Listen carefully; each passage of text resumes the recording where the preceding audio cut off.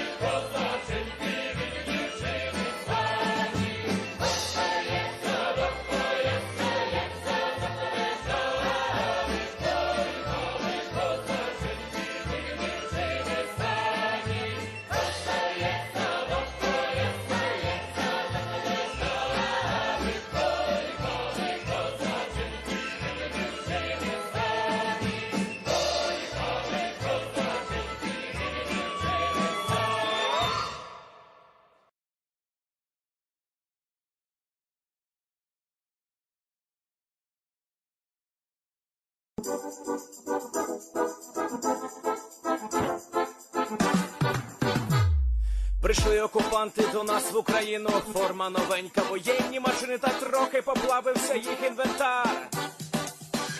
Байрактар, Байрактар. Російські танкісти сховались в кущі, щоб лаптем посьорбати довбані щі, та трохи у щах перегрівся навар. Байрактар, Байрактар. Приперли зі сходу до нас барани для восстановлення великой страны. Найкращий пастух баранячих отар. Байрактар, Байрактар. Їх доводи всяке озброєння різне, потужні ракети, машини залізні, у нас на всі доводи є коментар. Байрактар, Байрактар. Вони захопити хотіли нас зразу, а ми зачаїли на орків образу з російських бандитів, робить примар. Байрактар, Байрактар. Російська поліція справи заводить, там вбивцю рашистів ніяк не знаходить, хто винен, що в нашому полі глухар. Байрактар, Байрактар. Веде пропаганду кремлівський урод, слова пропаганди ковтає народ, тепер нове слово знає цар. Байрактар. Байрактар. Байрактар. Байрактар. Байрактар.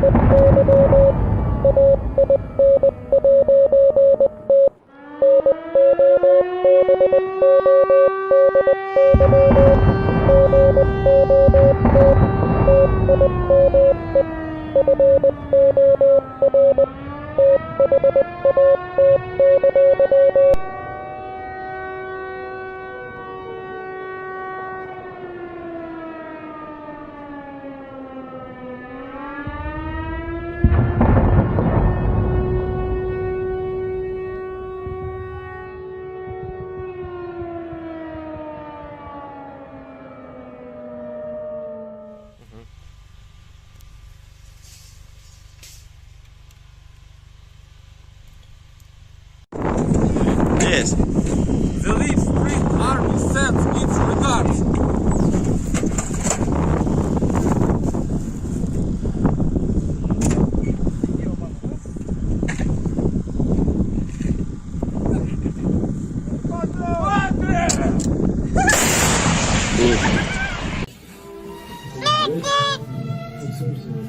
О, бля!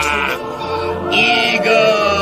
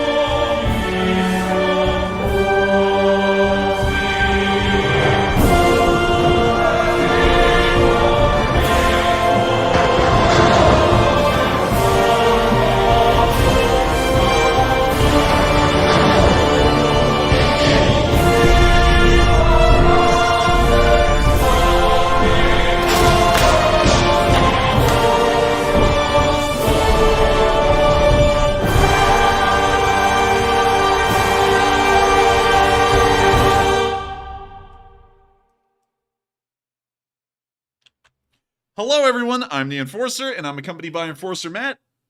And good evening, folks. It's Enforcer Matt, and welcome back to day 347 of the news. And it's good to see you all once again. And finally, the balloon is down. And of course, we're going to be covering the past 24 hours of the news of the war in Ukraine. But before we even start covering this news, we have to travel over to the United States, where the story of the world's most famous balloon has finally come to an end. After taking a wonderful trip, seeing some of America's most scenic sites, including Washington State, our nuclear complexes in Montana and Wyoming, and finally making its way on through the central area of the United States and eastern seaboard, it was finally shot down over the area of Myrtle Beach by an F-22 using an AIM-9X missile. And we actually got a video from the ground showing that balloon being shot down today at around 68,000 feet in the air.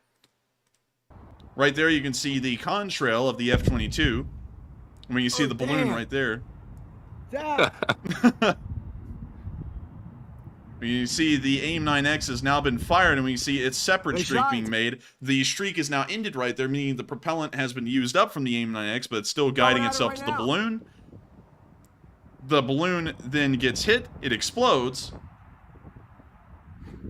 and then it starts to spiral to the ground, as our commentator there says it's hit. It's going down. And there goes the relay at the bottom of the balloon. The skin of it still floating up there around 60-something thousand feet, and we can see the F-22 pulling a slight right turn at 68,000 feet. This is a fairly interesting video, not for the fact that the balloon was shot down, but this gave us a little bit of a glimpse at the F-22's high-altitude performance. Just in case of those of y'all who do not know, 60-ish thousand feet, if I'm correct, is about the operating ceiling of a U-2 spy plane. We're going to pull that up real quick. Normal altitude of a U-2. Around 70,000 feet, so 68,000 feet is just 2,000 feet short of the normal altitude that a U-2 spy plane would have flown at over the USSR back in the 60s. So if this gives us any idea about the F-22's performance, it can not only reach the altitude that a U-2 spy plane would have been able to fly at, but it can still maneuver fairly well, especially at that kind of altitude. That kind of turn is pretty demanding on an aircraft, and you have to have a highly maneuverable one with a great airfoil to be able to pull something like that off. And also, we saw it use an AIM-9X, which is not that new in the American arsenal. I'll pull that up for y'all right here, the AIM-9X. The AIM-9s have been around forever. These were introduced in the service in 1956, and we've upgraded the AIM-9 Sidewinder all the way from its first iteration in 1956 up till the present day, and they're still used by the US and pretty much every other Western nation in the world. In fact, this missile was so good and so ahead of its time, the first air-to-air missile the Soviet Union, or the Russians, would ever make was a direct copy of the AIM-9 called the R-3. But moving on down to find y'all the AIM-9X. Let's see here. Here's the AIM-9X. The AIM-9X was completed, entered development in 1996, and it appears that it's been introduced in the service sometime in the early 2000s, right here, with the F-15C being the first aircraft it was ever equipped on. It's still being equipped on F-35s and F-22s, and that was the air-to-air missile that was used to shoot down the balloon today. One interesting thing, though, and if I understand the AIM-9s correctly, these AIM-9s are actually a heat-seeking missile, or otherwise known as I guess you could say an IR or infrared missile, meaning that they pick up heat signatures and they follow them. All AIM-9s beyond the AIM-9L, getting into nerd mode here, are all aspect. So I don't know if that added to it, but I don't know what kind of heat signature a balloon like that would be giving off at 68,000 feet. I feel like it would be incredibly low, considering that the air up there is so freezing. The balloon itself may as well look like the rest of the sky from the temperature, but it is very interesting to see the AIM-9X can target something with almost no heat signature from what we know and still shoot it down, although that was fairly expensive. An AIM-9X is not cheap. But still, the balloon was finally shot down. The story finally came to a close.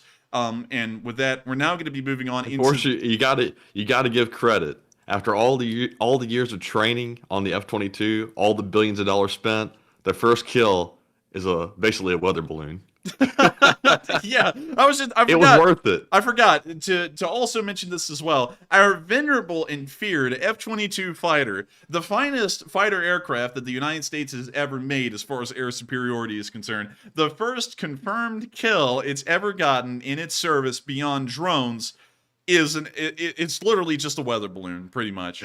I think that's hilarious, and a really great way for it to get a interwar kill is to shoot down a weather balloon, pretty much. But hey, they had to shoot it down with something, and I guess the best thing to have done would be to use one of our most advanced aircraft, so that way those pilots can get some extra flight hours. But still, I think that is pretty funny that its first confirmed kill is on a weather balloon. So with that, we're now going to be moving on from the F-22 and all of the news that's been surrounding Myrtle Beach today. And another thing I have to point out, just an observation I have to make, for them to have been making such a huge gripe while this balloon was flying over Montana and South Dakota and, you know, other places, they shoot it down over Myrtle Beach, which has got to be one of the most populated areas of beachfront in South Carolina, just about a mile off the beach. In fact, it was so close to the beach, dozens of people, if not hundreds of people, filmed it getting shot down almost right above their heads. And let me show you all this real quick, because I got to make this point. Population density, USA, map. So, let's see here. Almost the entire South Carolinian coastline is more populated than the most populated counties in Montana per density. It would have been safer, you know, if we're going with the idea that this thing should have been shot down over a habitated area, it would have been safer to shoot this thing down over South Dakota or Montana than it would have been to shoot it down a mile or two off the beach of South Carolina. So, you know, we're not going to get into all of that, but I still think that was a poor decision made on the military's end to shoot that balloon down after it's flown over the entirety of the continental United States, a mile away from an incredibly densely populated area, and not over pretty much an abandoned area in the middle of Montana or South Dakota. That doesn't make any sense on my end from a logical standpoint, but I digress. Because I feel like getting into that would be a whole can of worms that we're not really about on this channel. So with that, we're now moving on from the South Carolinian news and on up into Canada, where we did get some really cool news today. The Canadians are known for maple syrup, and they're also known for Leopard 2s. Nowadays they are. And we saw that they loaded up their 4 Leopard 2 A4s that they're providing to Ukraine and are shipping them out overseas. So here's our first little clip of news from there. This is actually a video showing the Leopard 2s getting loaded on. And we see it's a snowy day at this airfield in Canada.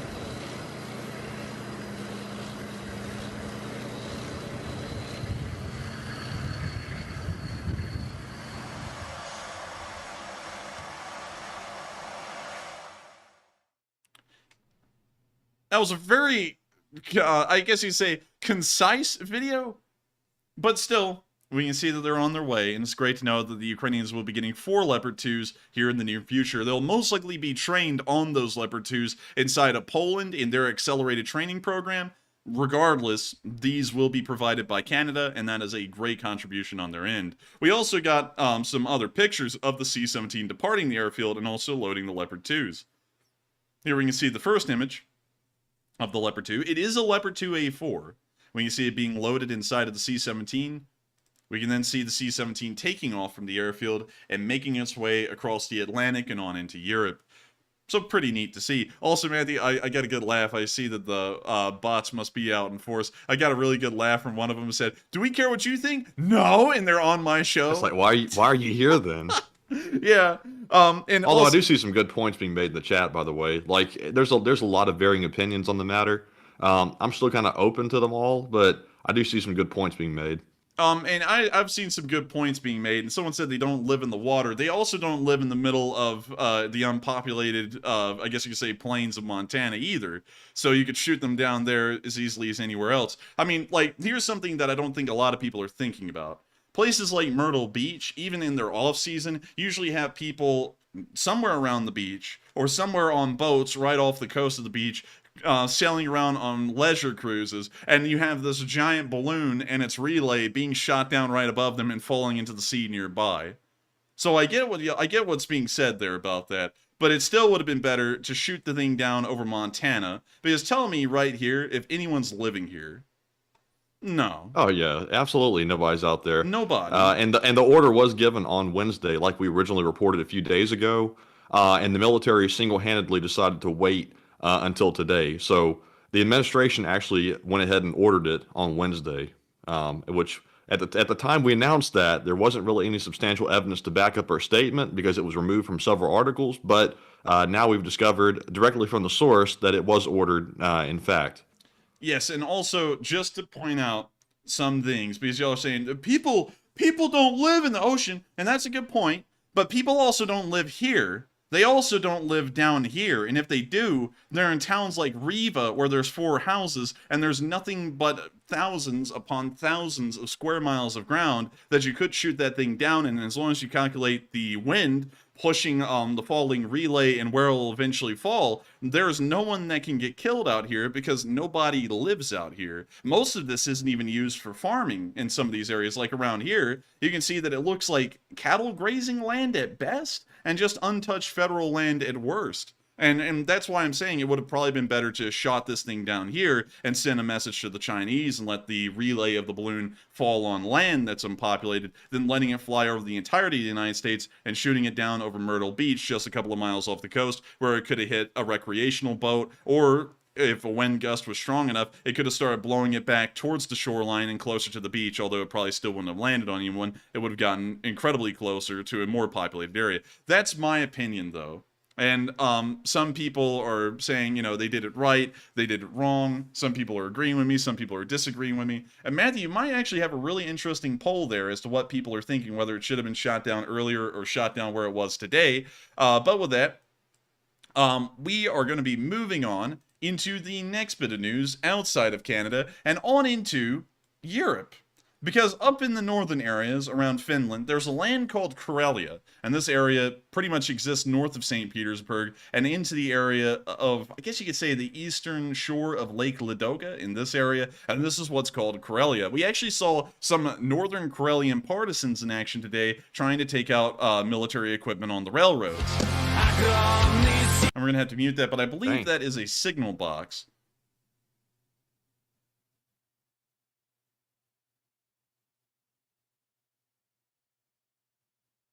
And we see them lighting up some kind of incendiary or a Molotov, and that thing went up.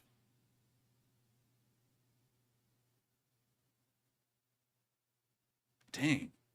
It's like that thing was filled with explosives or something. But with that, that's the end of the clip. And fairly interesting to see that they were able to take out a signal box up there. And of course, a huge shout out to the Karelian partisans that we have not heard about over the course of this entire war that appear to be fairly active now. We're now going to be moving on down into Moskva because we've had a very interesting report today from the Russian military industries. Many people are saying, even to this day, that the Russian military is a fairly competent force, and the Russian war industry could begin kicking and churning at any given moment, and that they could start producing some killer vehicles like the Armada in mass. And we actually got a clip today and a little bit of news from Russia showing a brand new, entirely domestically produced vehicle that they've come up with to help them out in this current war. I'm going to show y'all a picture of this, and I'm sure y'all are going to be completely blown away by the technological innovations that have been made to produce this incredible vehicle. Now, let me go to Twitter here real quick, so that way I can make sure the picture shows up correctly. This is what they've made. It looks like a giant Compsolets, and it looks terrible. Like, look at the driver's positions. It doesn't even look like it has glass or bulletproof glass. It looks like some openings in the armor, and they put some pretty much slats over it so that way you can close it if they're under fire. But this thing is just dreadful looking.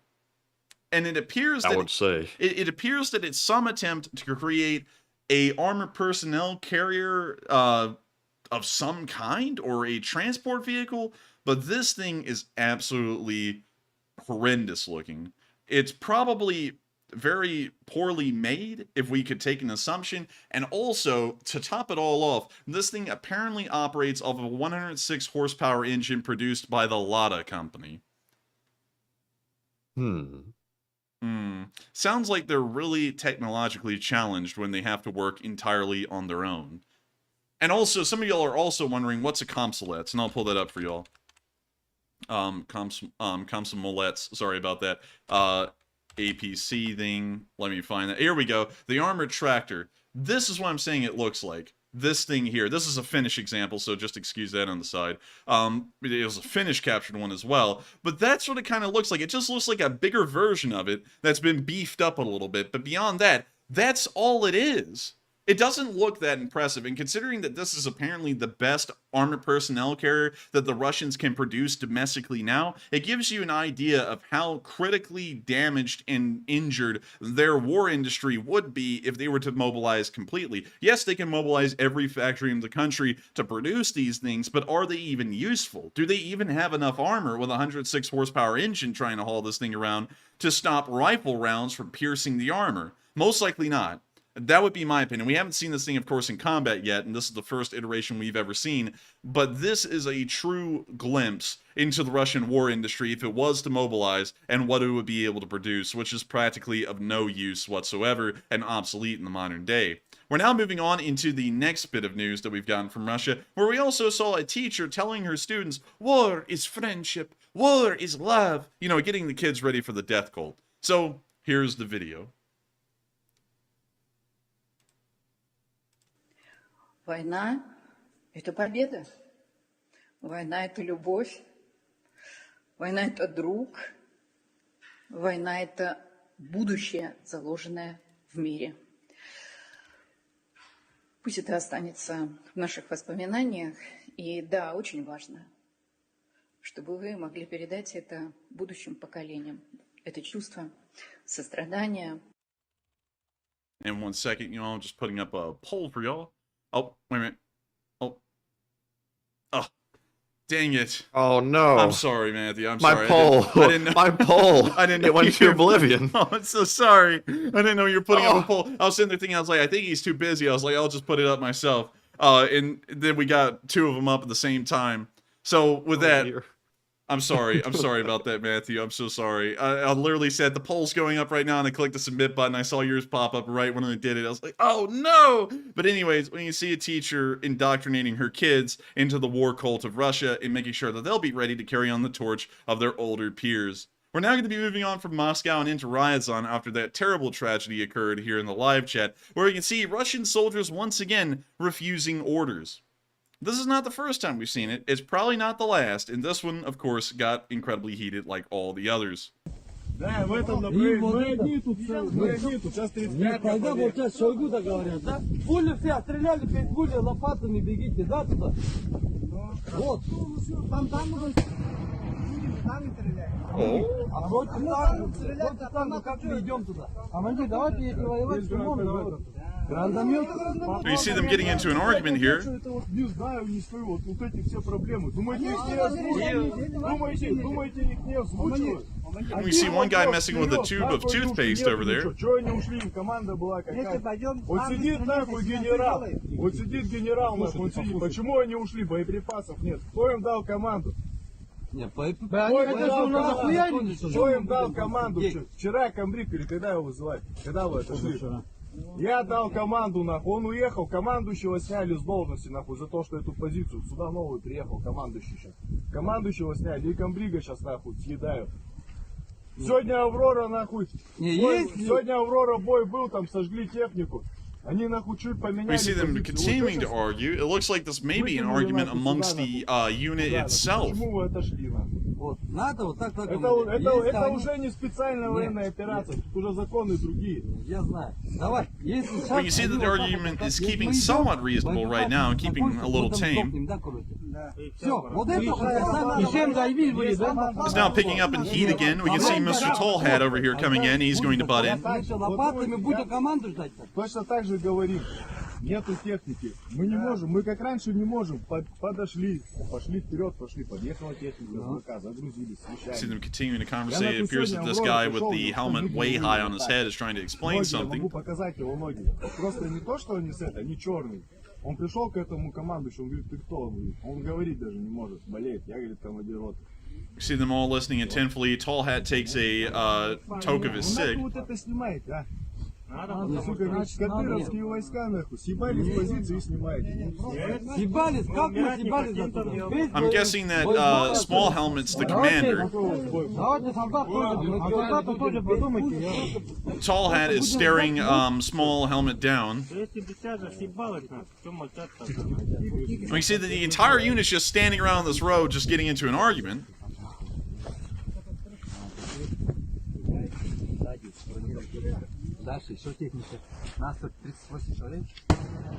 We hear another explosion in the background. It seems that they might actually be a little close to the battlefield.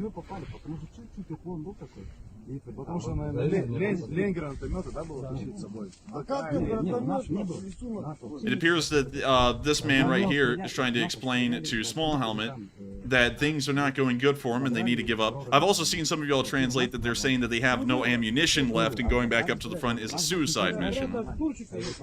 What's new? Nothing new here. The Russians are always out of ammo and always starving. Он ударит чеченцам, отравливается, он с ними бегает, прыгает. Сука, как дети малые. Подожди, ладно, я понял. Да подожди, да я понял все ваши проблемы. Их озвучивали? Шу. Я озвучил проблему, что людей надо поднять. Никто не меняет. See them looking around the unit again. Все борются. Реально, вот все, ваша команда, борется. See this guy taking a toke of his cig as well. It seems like everyone's enjoying a cigarette out here. Marlboro is having a field day.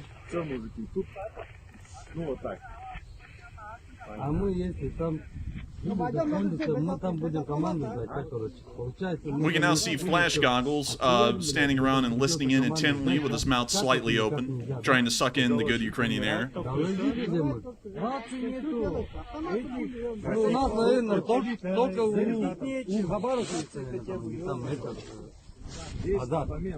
А у нас никого не одного человека нет. Нет рации, не азарт, а просто рация. В то время было, потерял уже. I mean, you see Small Helmet here listening to Tall Hat. Потерялось, а мы как выйдем после этого, как мы выйдем? Когда потерялось все. У нас эта проблема была, понимаете?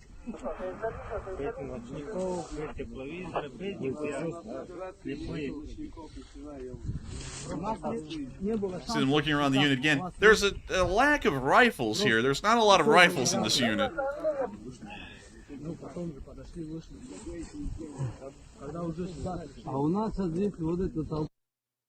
That's the end of the clip, but giving you a little bit of an idea of how the dissent and problems in Russia are still going on amongst their units, and some of them aren't exactly happy with the conditions they're finding themselves in. We're now going to be moving on into the Belgorod area, where we also saw an oil depot caught on fire. We didn't get any video footage of this today to show, but we did get these two pictures where the night sky had now turned into the early morning due to the oil fire on the other side of town. We can also see the billow of smoke as the sky has then later turned yellow from the ongoing flames. Probably a decent amount of oil has been lost by the Russian forces. This supply depot is no longer near an incredibly active part of the front lines. The closest part is in the area of Troitsky, which is about 80 miles away, but it is still oil that would eventually make its way into the front lines and into the fighting units of the Russian armed forces, and luckily it was destroyed before it could be transported any further. We're now moving entirely out of Russia and on into Ukraine, where we saw in the northern border area today that the Ukrainian border guards posted a video of a very small cat that they found to be of inspiration. And so, with that, we're going to have to mute it because it has rock music that is probably copyrighted. But look at this little cat go. It looks extremely commanding. It looks tough. Man, who's out here filming the cat? Man, what the cat doing with the butter on it? Look at it go, though. It looks really cute. That cat is pretty smooth, though. That cat is smooth. That thing's got the riz. And so with that, that's the end of that clip. But very nice cat, and the border guards seem like they're having fun. Meanwhile, the border guards are staring down the Belarusian forces across the border, and the Belarusians are crying and pissing their pants every once in a while because a Ukrainian soldier waves at them or gives them a thumb up or the little throat slit thing like they did last time, and that kind of scares the hell out of them because they know that they can't take them on. we're now moving out of the border news in the northern area and on into our location unknowns. And we have a very small amount of them today, but they're all incredibly interesting. I would in fact say that they're top notch, to say the least. But before we get into that, because there's something we have to cover. We have to cover that poll that went up a while ago that unfortunately was executed by accident. Matthew threw up a one that was really well put together. It had great options. It had 4 of them. And then I put in mine at the same time and it overrid his. And then y'all got the yes, no, and unsure options. And I'm so sorry about that, Matthew. I thought you weren't putting up a poll. I thought you were busy. And so I was like, man, I'll just do this and take the workload off. And then I ended up screwing over the well-tailored and put together poll. So with that, I guess we have to cover that one. But let's get into it and let's see what everyone was thinking. All right. So the question is, should the U.S. have shot the balloon down earlier? It looks like 65% said yes, 20% said no, and 14% said uncertain. And for me on this one, I'm definitely going to say yes. We should not have allowed that to hover over our country because we don't know what kind of intelligence it's gathering. And in my mind, it's most likely transmitting it right back to Beijing as it was gathering it. That's kind of an assumption, but if the thing was allegedly being guided by China, that would make sense. And considering the order was supposedly given on Wednesday and the military waited until today, that, in my opinion, is the equivalent of disobeying an order. But Enforcer, what say you? I would say it should have been shot down earlier.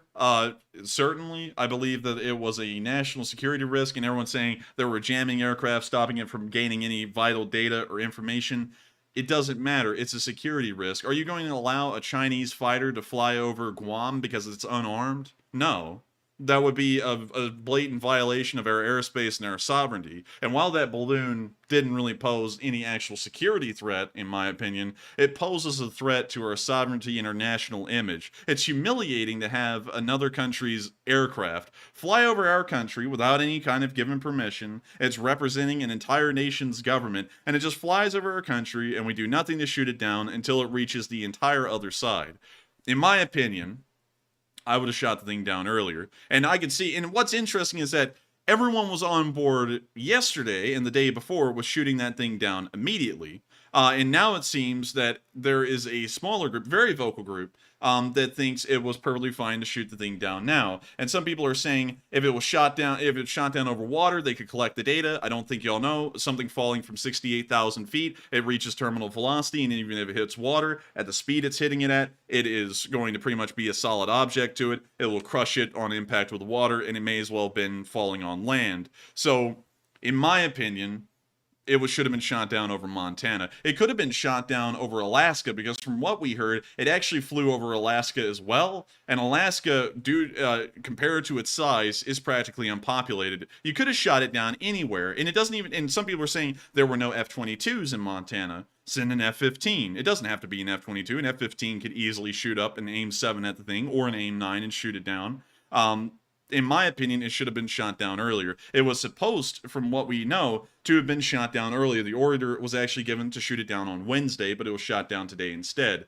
And on top of that, we just looked at the population density charts, and it would have been safer to shot it down in the middle of Montana and South Dakota by population density instead of right off of the heavily populated coast of South Carolina, because there are people actually living out there, and I'm sure that there's a whole bunch of ships and small vessels out in the waters around Myrtle Beach that could have possibly been hit by the falling debris. So it, in my opinion, would have been safer to shoot it down over Montana.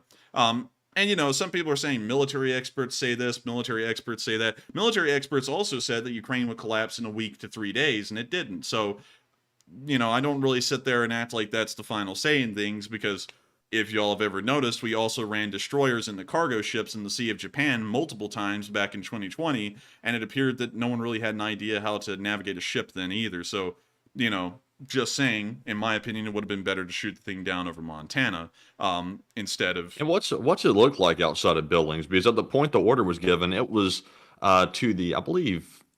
it was out here, yeah, somewhere to the east. And you can't even get a good idea, for the most part, of what this place looks like, because I believe most of the footage was taken...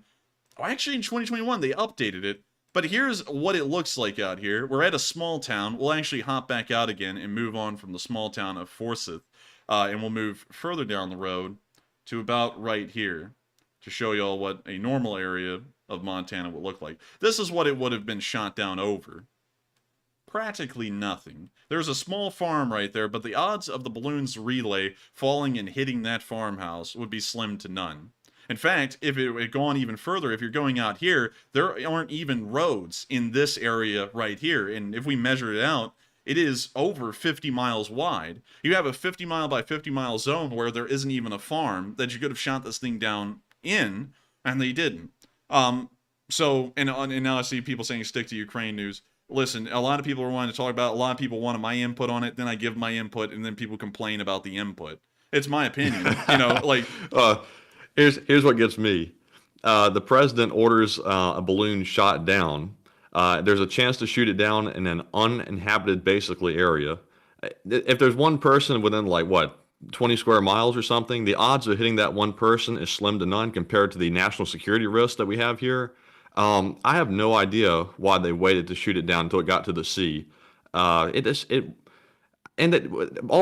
another thing nobody's considered is the thing might have been carrying a weapon.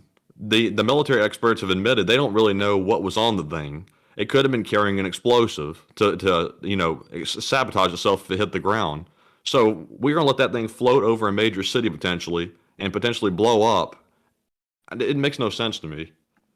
And, you know, and also, real quick, we'll actually address this super chat a little early because this is a good question. Catherine Kingdon threw in a $20 Australian dollar super chat, and thank you so much for the support, and said, just a thought, Enforcer, what if it was a first strike from an aggressive nation and was loaded with nuclear capability? It was a difficult decision. If it was loaded with nuclear capability, we're allowing it to travel even further into the United States, into the area around St. Louis, Nashville, Memphis, Atlanta, Chattanooga, Charleston, Myrtle Beach, Charlotte. We're allowing it to fly over even more areas where people could have a nuclear bomb dropped on top of them. And for that reason, it's a lot safer to shoot it down in an unpopulated, almost pretty much barren area of the United States instead of allowing it to fly over the entirety of the U.S. On top of that, if it has nuclear weapons on it, that may as well be a declaration of war, because I don't see the United States flying B-2 bombers filled with nuclear bombs over North Korea and China, just over their airspace to test it out, and then we tell them, you know, if you shoot it down, we'll just drop the nukes out of the plane and whatever they hit will be hit.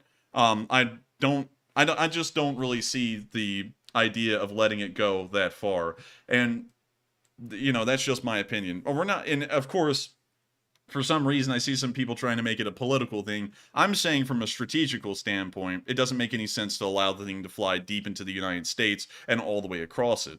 To me, it just didn't make any sense at all. In fact, it would have been better if it had been shot down over the area of Alaska or once it was entering airspace in the Bering Sea. But that's just my opinion. And of course, people aren't really getting that. Y'all are, some of y'all are acting like I have to agree with y'all, or y'all have to beat me down to agree with your point. At the end of the day, it's opinions, and it was shot down. It wasn't shot down over Montana or South Dakota. So at the end of the day, we're just conversating it. So don't sit there and say that people are idiots because you don't agree with them. And that also goes to people who agree with me and disagree with everyone. Well, the few who are saying that it shouldn't have been shot down over Montana. Don't call them idiots. Because at the end of the day, it's all just a discussion. It doesn't really have any meaning on anything, because all of these events have already transpired and occurred, and they occurred in a way no one was injured or killed. It did fly over the entirety of the United States, and that's the end of the story.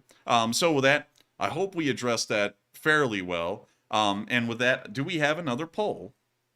All right, so we have one more poll, and it relates to the balloon once again. Oh, no. Raggy. The question is, the China spy balloon was shot down, and do you think the situation was handled effectively by the U.S.?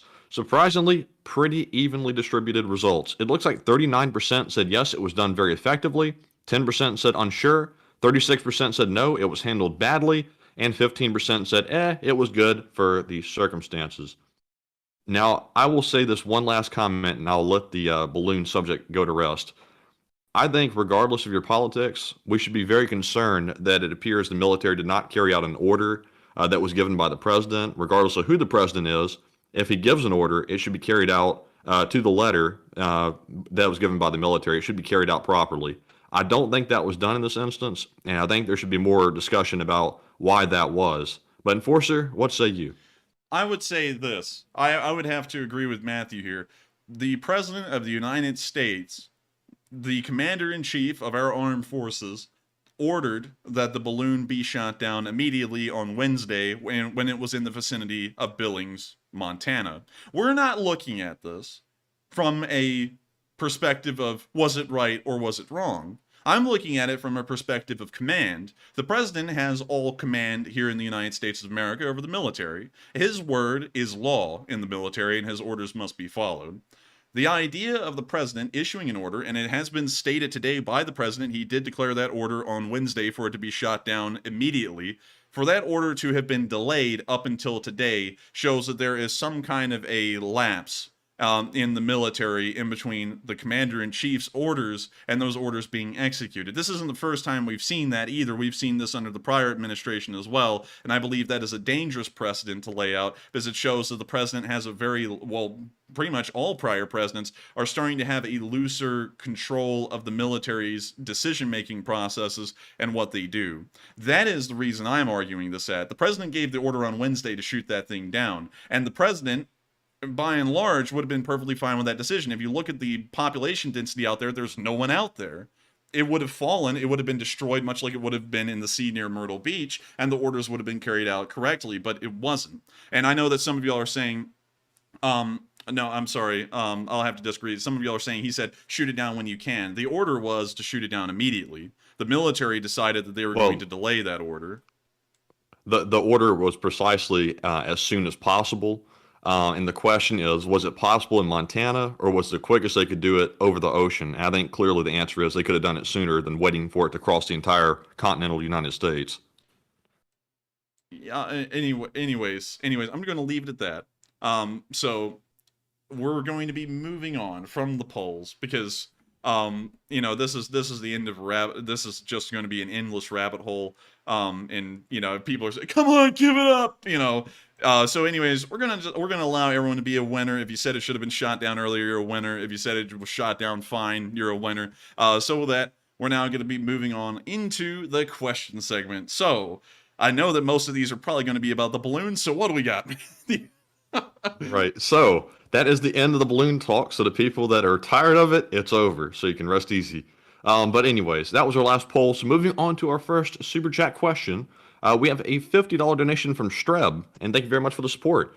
Who says, hello boys, I heard something interesting today from a friend who works in the military in Sweden. He told me that we have been training Ukrainians on the Gripen up here since November-ish.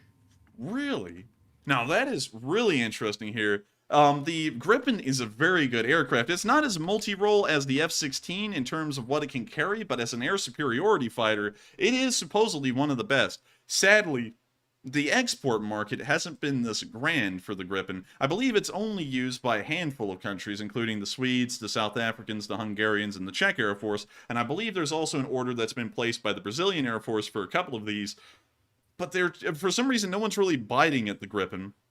And I'm sure that the Swedes are viewing this as an opportunity to find some kind of an export nation for the Gripen beyond the few countries that have gotten it now. And I just don't understand why it's been so there's been so few orders for it. It is an exceptional aircraft by all means. It's cutting edge. It uses some of the most advanced technology in the world, and there's been nothing but raving reviews from a lot of the countries that use the Gripen about its actual performance and handling. So I don't know why they're having such a problem exporting it, but it is great to hear that the Swedes have been training Ukrainian pilots on it since November, and hopefully those pilots are ready, or getting very close to being ready, to take delivery of these Gripens and use them in Ukraine. Real quick, we're going to actually scroll down to the bottom of the Wikipedia page here to try and see some of the air-to-ground ordnance. So, the bombs. It can carry Mavericks. It can carry AGM-65 Mavericks. It can also carry KEP-D350s, which are cruise missiles. It can also carry anti-ship missiles. It can carry laser-guided bombs, Mark 82s, which I believe are just normal bombs, if I remember. Yep, it's a normal bomb, pretty much. And then the small-diameter bombs it can also carry as well. So I guess you could say in overall numbers of the kind of air-to-ground ordnance it can carry, it's not a lot, but it carries pretty much every single different kind of class of air-to-ground weapon there is. So in that regard, it's actually very good. But it's still pales in comparison to the variety of weapons that an F-16 can carry. Beyond that, though, the Gripen is fantastic, and I also thank you so much for the support and sharing that with us, and hopefully we'll see the Swedish deliver some of these to Ukraine, or the Ukrainians purchase some of these, so that way Sweden finally gets a export partner. They are a little lonely nowadays with those, and we'll see this thing in action there. And maybe we'll even get to see its performance directly paired against Russian counterparts like the Su-27 or the Su-30. So with that, thank you so much once again for the support. I hope that does address the comment fairly well. And with that, we are on to the next one. All right. And I must say that Saab makes a much better jet than they did a car. Oh, yeah. At least in my opinion, they do. So that looks much better. Definitely. But anyways, up next, we have a $50 super chat from none other than Spencer. And thank you very much for the support, Spencer. He says, you shoot the balloon over the ocean to intercept the payload via Skyhook or Navy Coast Guard sweeps. That way we can check the instruments aboard to determine all the intel gathered. Maybe it did SIG INT. Anyway, question from the chat, please, gents. And thank you for the support. That is a good point to bring up. But I believe that the relays held on the bottom of that balloon falling from 68,000 feet would have hit the sea with such speed that any electronics would have been destroyed on impact. But that's still a good point. That may have been what they were considering. But you know, it is what it is. I'm not even going down that rabbit hole again because, you know, people who sit there and go, the Enforcer, he does Ukraine war news so good, they're going to sit there, you're an armchair general, you don't know what you're talking about, so we'll skip on. If you recall, Enforcer, back on the night when we first called this out, and we literally said, the order was given to shoot it down today, everybody said fake news. Over and over and over and over. And I said, somebody rewrote the article to remove it. Everybody said fake news, fake news. Then we find out today, directly from the source, it was not fake news. So my thing is always reserve judgment because you never know what's actually the truth these days. People lie like crazy. That's true. Also, I see real quick, everyone, I'm just going to say, let's calm down the live chat. There's so high and tough going on people. Let's just calm it down. Because I don't think people understand. We're not changing anything, and just because I'm saying something on air doesn't mean that the Department of Defense is getting stripped right now and there's generals getting executed in Washington, D.C. None of that's going on. And also, I wouldn't even advocate for that. If I was going to do anything as president, I would just have them removed. You can't just have people executed. That's just silly and stupid. But it is, at the end of the day, just a discussion. So don't get violent over it. It's really weird to me to see people get extremely violent over something that none of us really have an impact on, because at the end of the day, I can say whatever, y'all can say whatever, and the events have already transpired and the balloon was shot down over Myrtle Beach.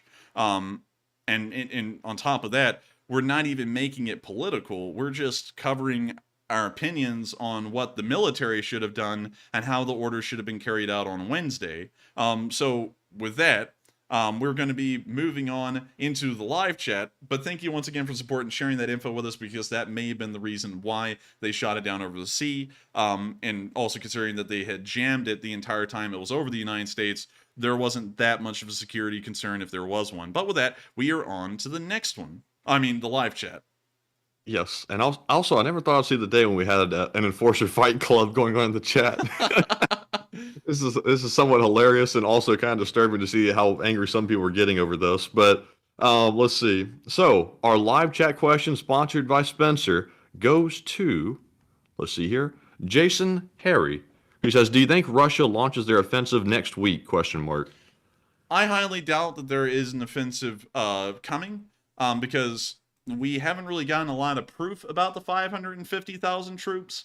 There's probably a lack of an ability to supply them, and there's also probably a lack of ability to even arm them in the first place. We're already seeing that it's very difficult for the Russians to feed and supply the current armed forces they have there right now. So I'm really doubting if there will ever be this offensive, because the 550,000 of them, even if they're not being used in frontline positions, they don't really have the, I guess you could say, the logistics or the logistical ability behind the lines to use them on a logistical field. There's no vehicles back there for them to operate. So, in my opinion, I would say we're probably not going to see this offensive ever. But I could be wrong. I have actually been wrong before when they said that the Russians were moving their forces out of the north and the east to conduct a lightning offensive in the south and east in that direction that they're in now.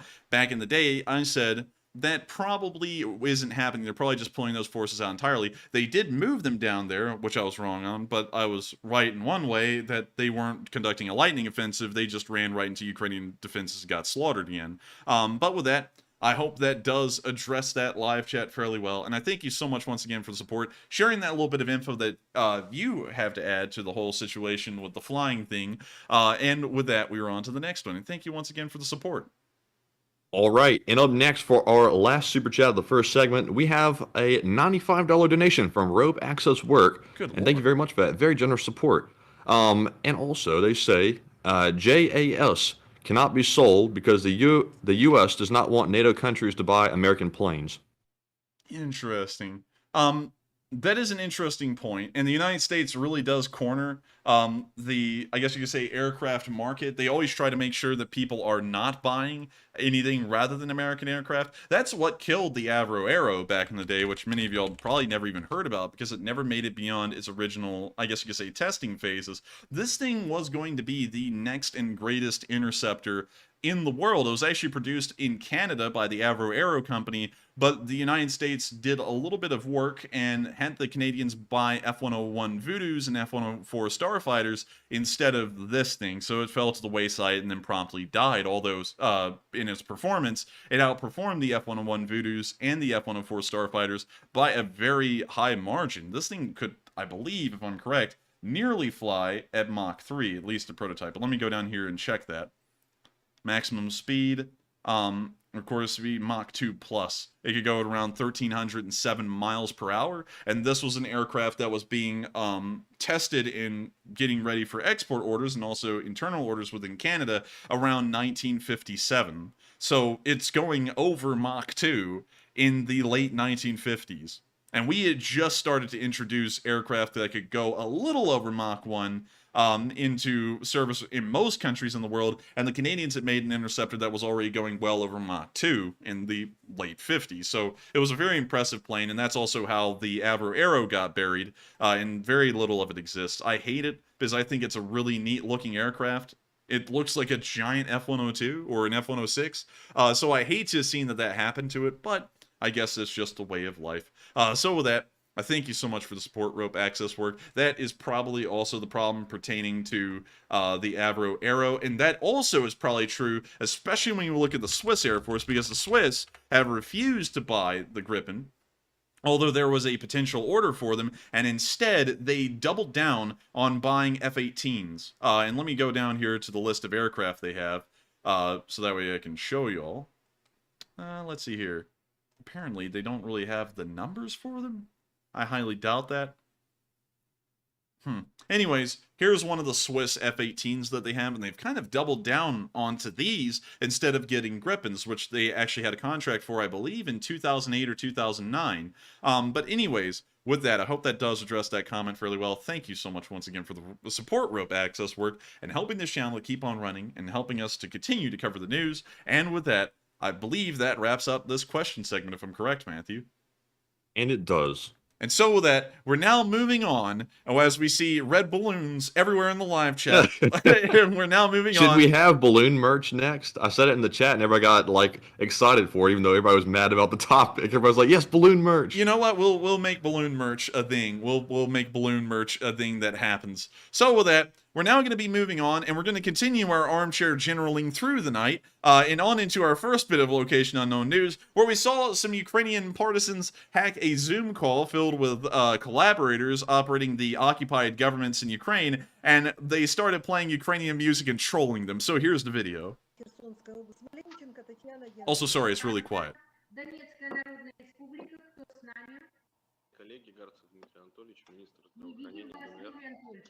Заместитель по лечебной работе Мартынова Анастасия Леонидовна. The music starts playing. They're trying to mute him and they can't. And then they muted him. They're trying to figure out what's going on. Коллаборанты, служба безопасности Украины всех вас обнаружила, срисовала. Вы все теперь с завтрашнего дня буквально будете находиться в международном розыске. Вы все будете нести уголовную ответственность по 111 статье «Государственная измена». Коллеги, я Now they're blaring the Ukrainian anthem. And we can tell that some of them are visibly shaken, like this woman here. And some of them have left the call now and hidden their cameras. Chaos is unfolding in the Zoom call.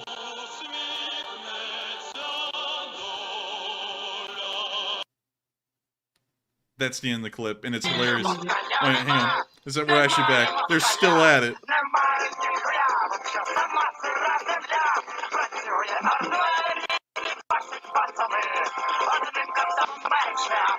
These people can't just laugh to save their life. No, they can't.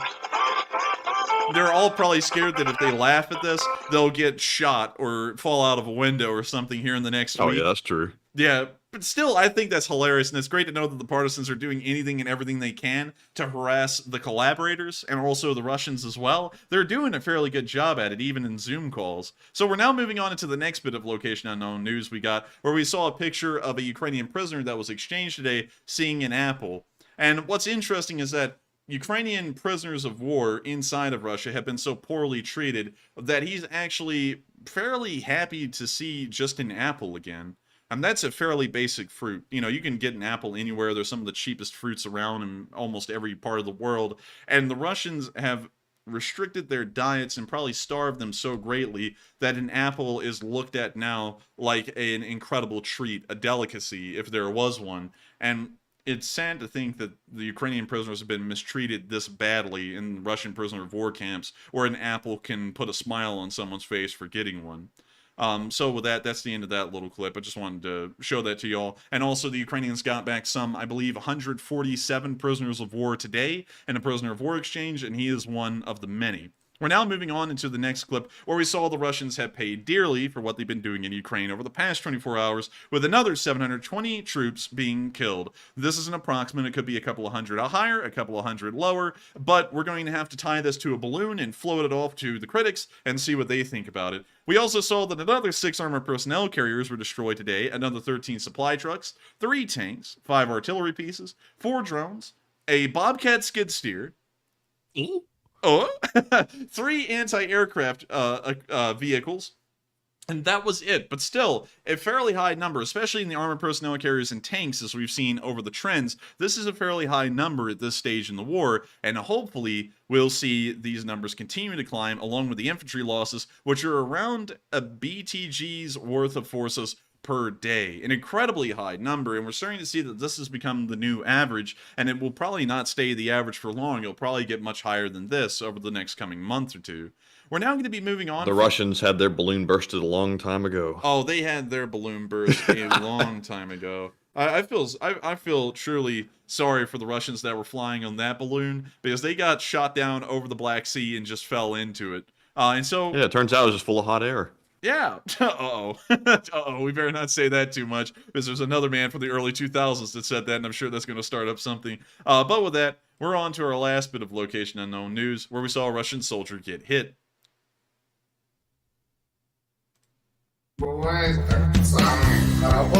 Pretty good music. We can see the bomblet fall and explode, and we can see a Russian under a tree slump over, and a couple of others around the tree also appear to have shuffled, and we can see them moving around a little bit.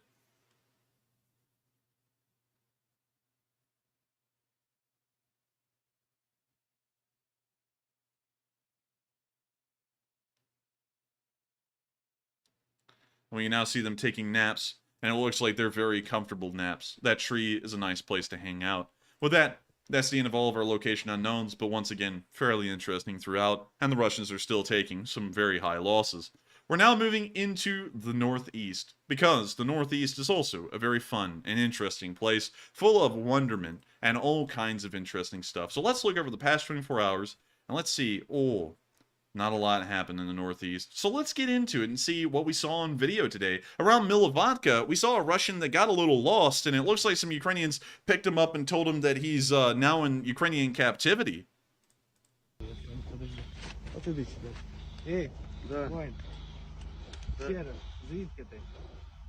Я не понимаю. Откуда? ты?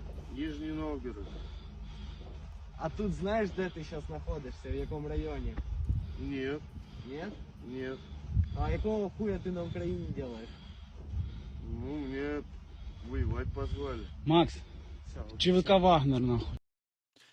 That's the end of the clip, and it appears that That this pretty much guy... summed it up. Yeah, this really just summed it up. Do you know where you are? No. Why are you here? Because I was told to be. Okay. And then that was the end of the clip.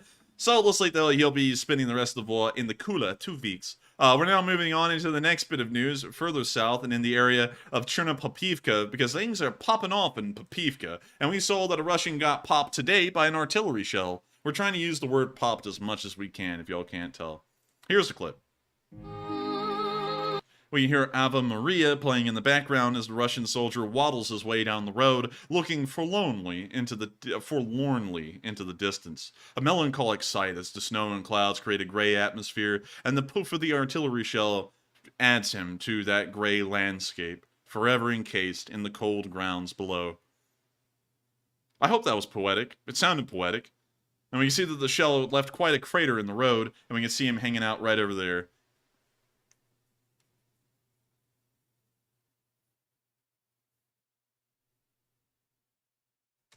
That's the end of the clip. I mean, you see that the Russian got singled out by the artillery, and it looks like he didn't have that much of a fun time.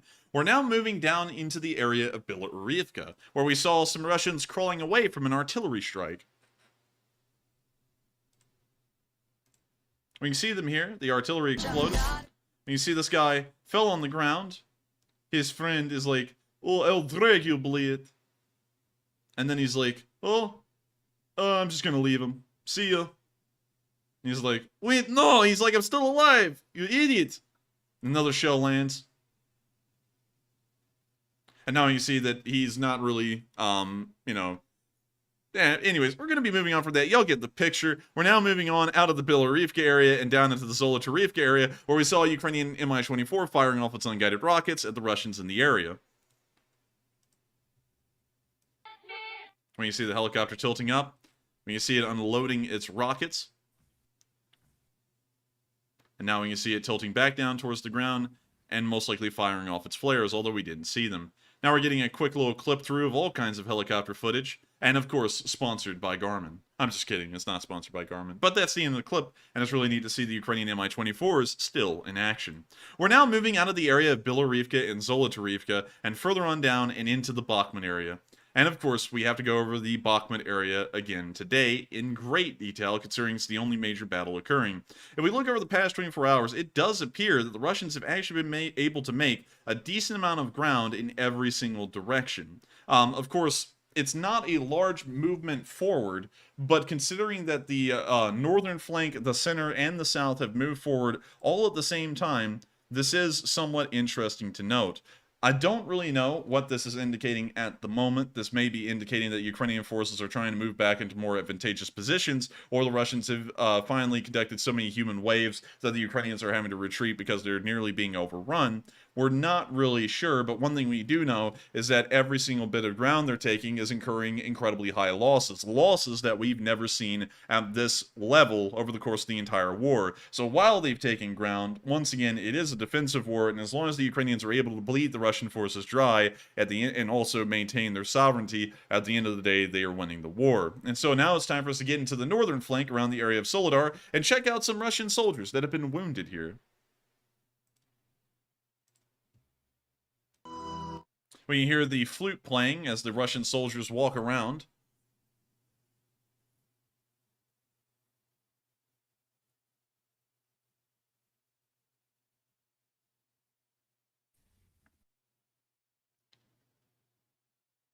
We can now see the drone looking for the Russians a little bit better, making sure they can line up the bomblet.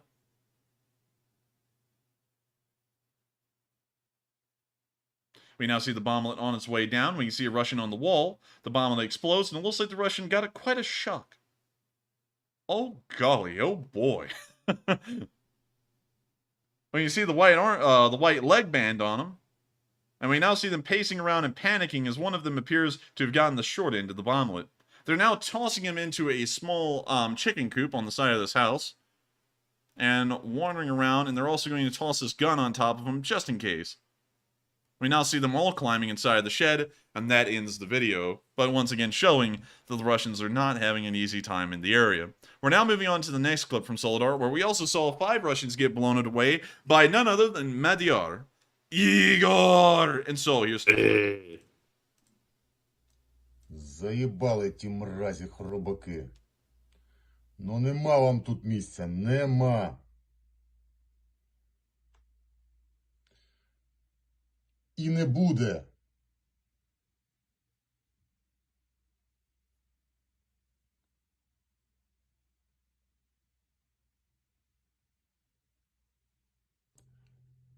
Три, два, один. Bada-boom! Dang!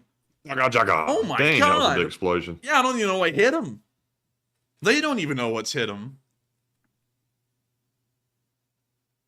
І ще раз. Бада-бум! Жрите, суки. Wait, hang on, Matthew. I gotta address that bot that you hit right there. Don't do it, unfortunately. Don't fall for it. He said they're beating the hell out of him in the Chermamia front. There is no Chermamia front. That doesn't even exist. Get gone, bot.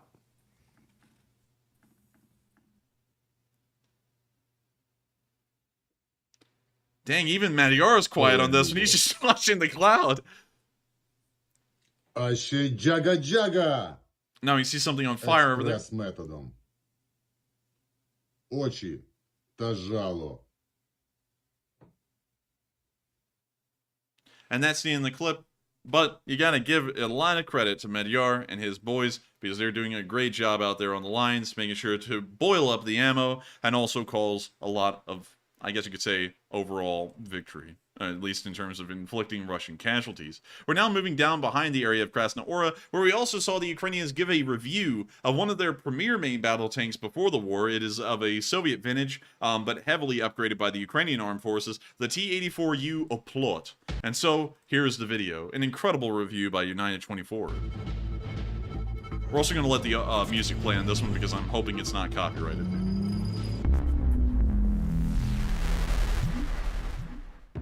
Wow, nice intro. With the beginning of the full-scale Russian invasion, we witnessed the rise of the tanks are obsolete argument. And it did. Thousands of tanks have been destroyed on the Ukrainian battlefield. I'm going to turn this up, man. Just make sure not to talk because it'll probably bust everyone's eardrums out. T-84U Oplot, main battle tank crew, to see the most powerful and mysterious Ukrainian tank in action. We're driving on the top of T-84 Ukrainian Oplot tank. Unfortunately, with the seizure of the Crimea, a lot of detail for this tank was not available for the mass production. But several of those tanks are currently in operation in Kharkiv region. Compared to other Soviet military equipment, getting into this one feels like you're in a sports car. It's much faster, and there are 4 reverse gears. Dang, that thing can go in reverse. Kilometers per hour backwards in the 4th gear, all while the turret faces forward. The Ukrainian-produced T-84U Oplot is an upgrade of Soviet T-series tanks. It has a 1,200 horsepower powertrain, a modern thermal scope that picks up targets at 3,200 meter distance, explosive reactive armor, electro-optical active protection systems, and a 4 gears reverse transmission that allows it to move backwards at a staggering 35 kilometers per hour. This thing is amazing for changing positions and moving back quickly. It doesn't go the usual 5 to 7 kilometers per hour. It goes 15 to 20 kilometers per hour, which is quite fast. This makes it extremely hard for the enemy to get you. We were once hit in the older version of the tank. We hit reversed, but almost stood still in one place, like a target in the middle of the field. If we had this new tank back then, we would have jumped out the field fast and would not have been hit. The transmission also allows you to spin in place. Russians can only do that with their new Armata T-14 tanks. Which are not They in don't the mass produce field them yet, but supposedly they can spin. Our tank was produced back in the 2000s and already had that system. Our tank's rangefinder and thermal imager gives us a considerable advantage on the battlefield. When we fight against Russian combat vehicles, we straight away know that their thermal imager and rangefinders are way worse. With ours, we can see 4,200 to 4,500 meters ahead, but they can only see up to 4,000 meters. Those 200 to 300 meters are our advantage because we can see them, but they don't even know we're there. Electro-optical system Shtora 1, the curtain, allows to jam anti-tank laser and infrared systems that guide anti-tank rockets. It also automatically turns the turret in the direction of the emitter. The Russian T-90 tank is equipped with the same dynamic protection systems, but improved torque and better optics give a plot an upper hand in real battle situations. The tank also has a special targeting system. This means that when someone aims at our tank with a laser rangefinder, our system automatically shifts our tank's turret in that direction. It has different modes too. It can emit smoke that lets you see where they're firing at you from, and any driver will know where to turn the vehicle so it doesn't get hit. But even though our dynamic protection is good and our armor is strong and thick, precautions always come first. The maneuverability combined with the devastating firepower places a tank in a class of its own, making it an irreplaceable asset on the battlefield. However, the Ukrainian tanks are always a part of the bigger combined arms battles. You can hide and you can maneuver with a tank. In urban warfare, we can't really use man-pads, but tanks can easily slip through the streets and destroy targets. Artillery can also destroy targets, but the shells come from above and they aren't as precise. But a tank can just come out from behind a building and destroy the target with one shot. It can also cover infantry, evacuate wounded people, and bring in ammunition. Damn, Lightly son. armored vehicles are vulnerable in these situations. A tank will never become obsolete, because a tank is a hunter. There's no need to compare its maneuverability with other military vehicles. A tank is a tank. The enemy knows the devastating capabilities of the tank, making it a top priority target. This is the third tank this crew has been operating since the beginning of the full-scale invasion. The tank was damaged. A part of the turret was pierced. There was a hole in it and the electrics failed. But the tank got out on its own from the battlefield. We left it there, ran back a bit. Vadim, the driver, left it in reverse gear with the engine running, and the tank crossed the field on its own. We even came back on this tank and took out the seriously wounded. There's been a direct hit on our vehicle. The crew have been evacuated. The gunner, the driver, and me. The vehicle still works. It's slowly reversing, but the tank turret doesn't work. I think the tank is going to slowly come back to us, and we'll try and get back into it. If it wasn't for my gunner, I would have stayed in the vehicle. And not only that, it's got a lot of The smoke vehicle is grenades. It's really got like cool. 12 of them. If they made new ones like this, it would have been amazing. If we had a whole company of tanks like this, we could have done such unbelievable stuff with them. Sometimes when we get a call that the Russian tanks are coming, the guys say that they can't really do anything about tanks. Only tanks can go against tanks. Oleksiy Savchenko, United 24 Media. Well, that's the end of the clip. Credit and courtesy to United 24 for showing us that, but that gives you an idea about one of Ukraine's best main battle tanks that they currently have, the T-84U Oplot. The Oplot, of course, as you saw in the video, is impressive, and one of the few vehicles that we have seen that either side has that has a full range of reverse gears. Now, this is usually something that a lot of people do not understand going into tank warfare, but these the more reverse gears a tank has, the better off it is. In the modern world, armor, especially with how advanced anti-tank weapons have gotten, is not as important as it used to be when composite armors were being introduced for the first time back in the 70s and the 80s. Nowadays, firepower and maneuverability are the two most important things, along with the third most important being armor that a vehicle could have. And we can see that the T-84 Oplot has been upgraded enough that it is able to back off the field quick enough to not come under any kind of fire. And that also, real quick to mention, is something that Western main battle tanks really excel at. Normal T-72s only have one reverse gear, and this allows them to go in reverse at around 4 to 5 miles per hour, which is a walking speed.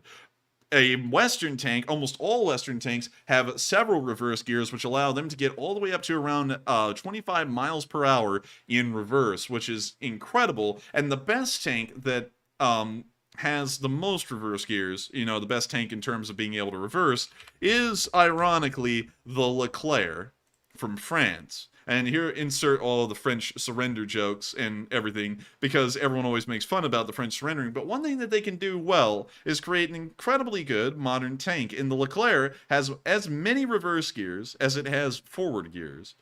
This is something that is very special about the Leclerc, because no other tank in the world has as many reverse gears as this one. I believe it has something like 8. But let me check. Let's see, hull weight, tracks, let's see here.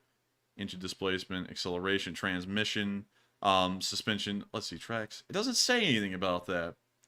Let me just type this in. How many reverse gears does the Leclerc have? Does the Leclerc have 5 forward and 2 reverse gears? I mean, hang on. I apparently misread that a while ago. That may have actually been a meme going into the whole French surrender thing, because I remember hearing it had 5 forward and 5 reverse gears or something similar, and it has 2 reverse gears, but it can get up to a speed from those 2 gears of around 20 to 25 miles per hour in reverse. They were roasting them. They were roasting them. Yeah, yeah. So, still, a very good tank, and almost all Western tanks can reverse at incredibly high speeds, so it gives them an advantage, especially when trying to move from one position to the next, because they're able to get out of those positions as quickly as they got into them. We're now going to be moving on from that little clip in the rear lines of Bakhmut, and now into the center of the battlefield, where we saw the Ukrainian forces clash with some of the remaining units of the Wagner forces right outside of Bakhmut. And so, here's the clip. Да похуй, блядь.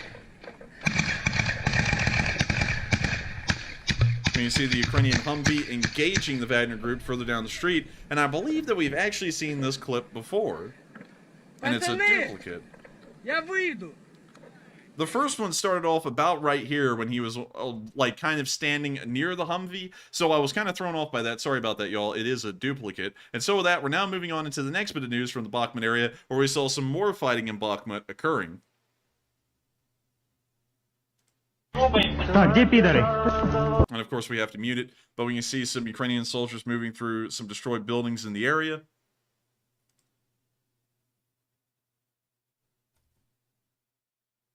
We now see them moving through some more abandoned and destroyed houses.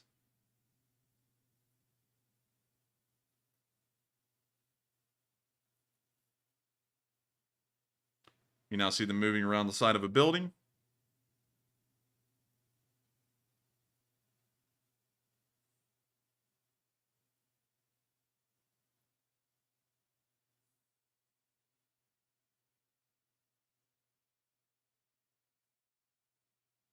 We now see them firing an RPG-7 over a wall. Right there. You now see it explode in front of them. You now see them moving into another building. See one Ukrainian pointing out something to the left side of the screen. They're now moving forward. Now moving down a road. It looks like it's just 2 of them.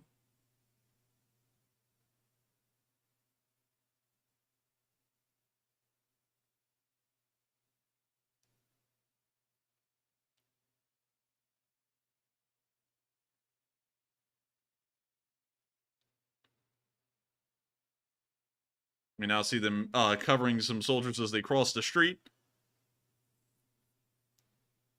And outside of a house, something exploded behind them, or someone fired an RPG out of the window.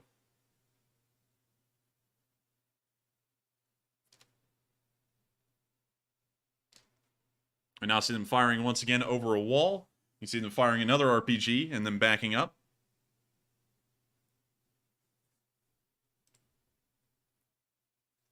And that's the end of the clip, but some more footage of the ongoing battles inside of Bakhmut. And of course, it looks like they're doing a fairly good job at holding the Russians back and inflicting some casualties on them, although we didn't see any on film. We're now moving out of the center of the Bakhmut line and down into Klushkievka, where of course we only got one bit of footage again, which was some Russian soldiers hiding in a barn, and it appears that the Ukrainians may have gotten them pretty good. And so here's the clip. Тепер давай, з фланга закриваємо. Орес, підпомагай, з фланга, двері, нахуй. Тихо. Хрипить, да?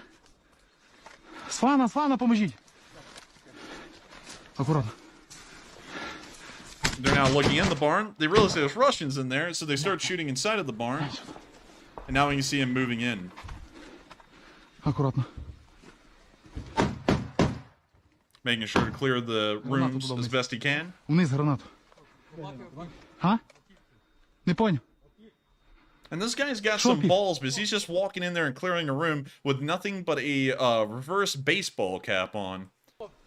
Виліз? Дивись, синкуй. Та той ми вже зараз, там їх дохуя має бути.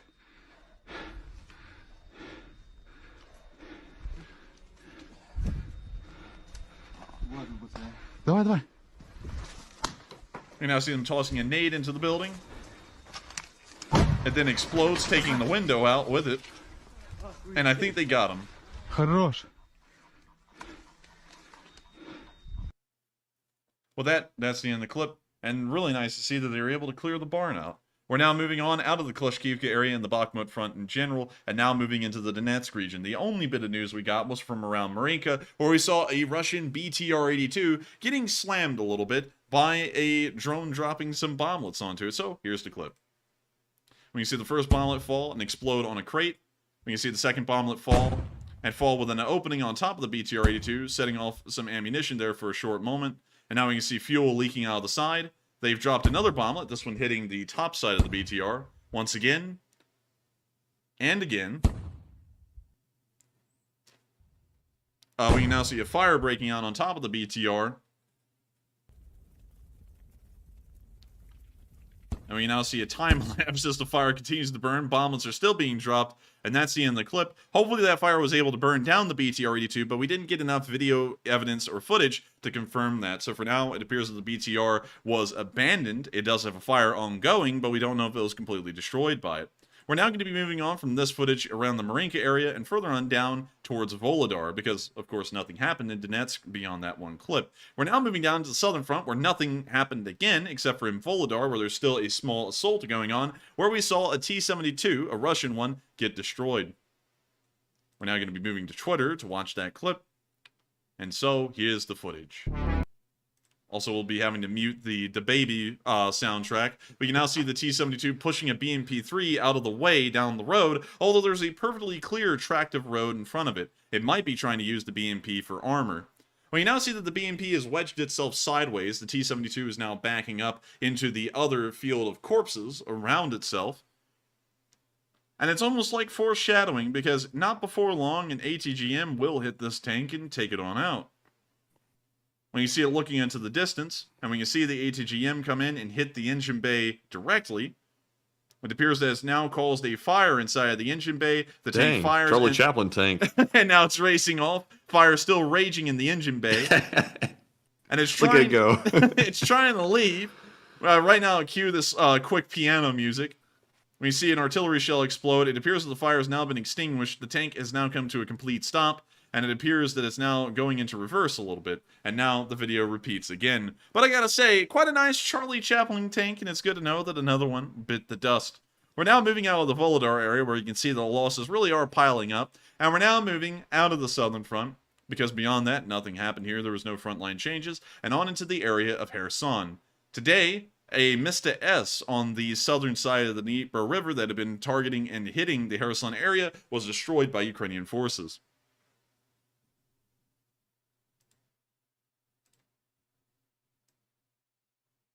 When you see the Mr. S get hit, when you see the black smoke billowing out of it, showing that the vehicle was destroyed.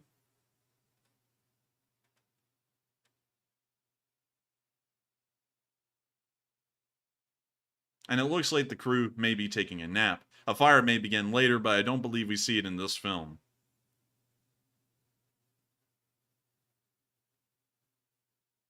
That's the end of the clip, and great to know that the Russians have lost another very expensive and somewhat rare at this point, Mr. S. Now moving into Kherson, we got some good news as some children were returned. Some 16 children that were kidnapped from the Kherson Oblast have been returned by the Russians today and brought back to the city. And so, here's the clip.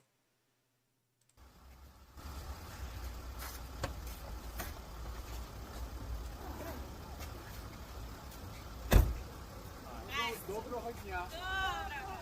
І що? Привіт.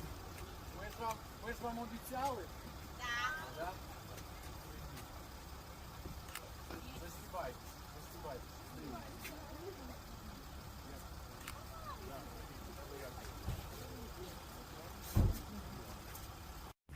первое впечатление, что мы приехали домой. Радости, конечно. And so that's the end of the clip, but it's great to know that the kids have been returned and hopefully they're able to be reunited with their parents.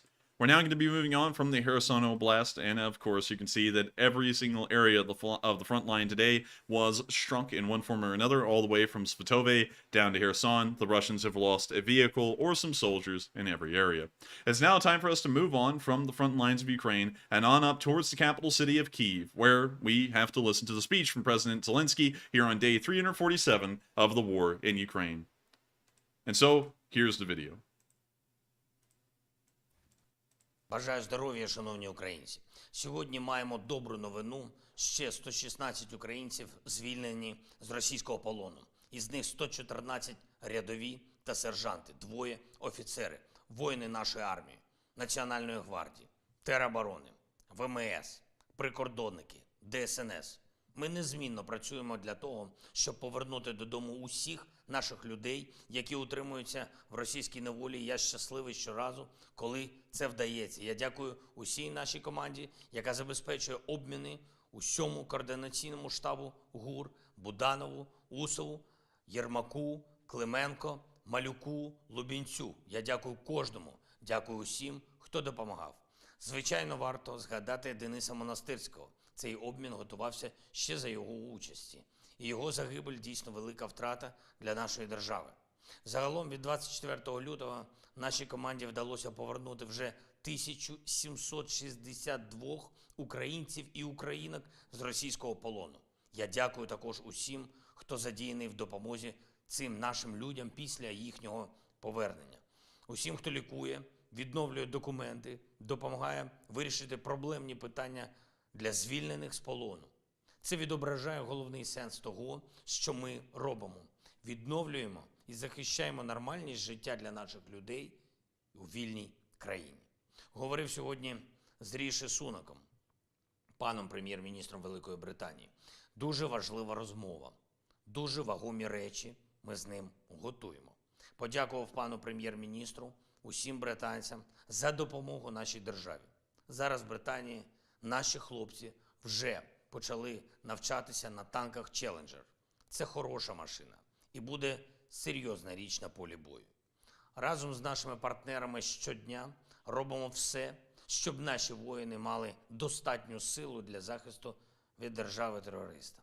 Обговорили також інші перспективні речі, які можуть зміцнити нашу оборону.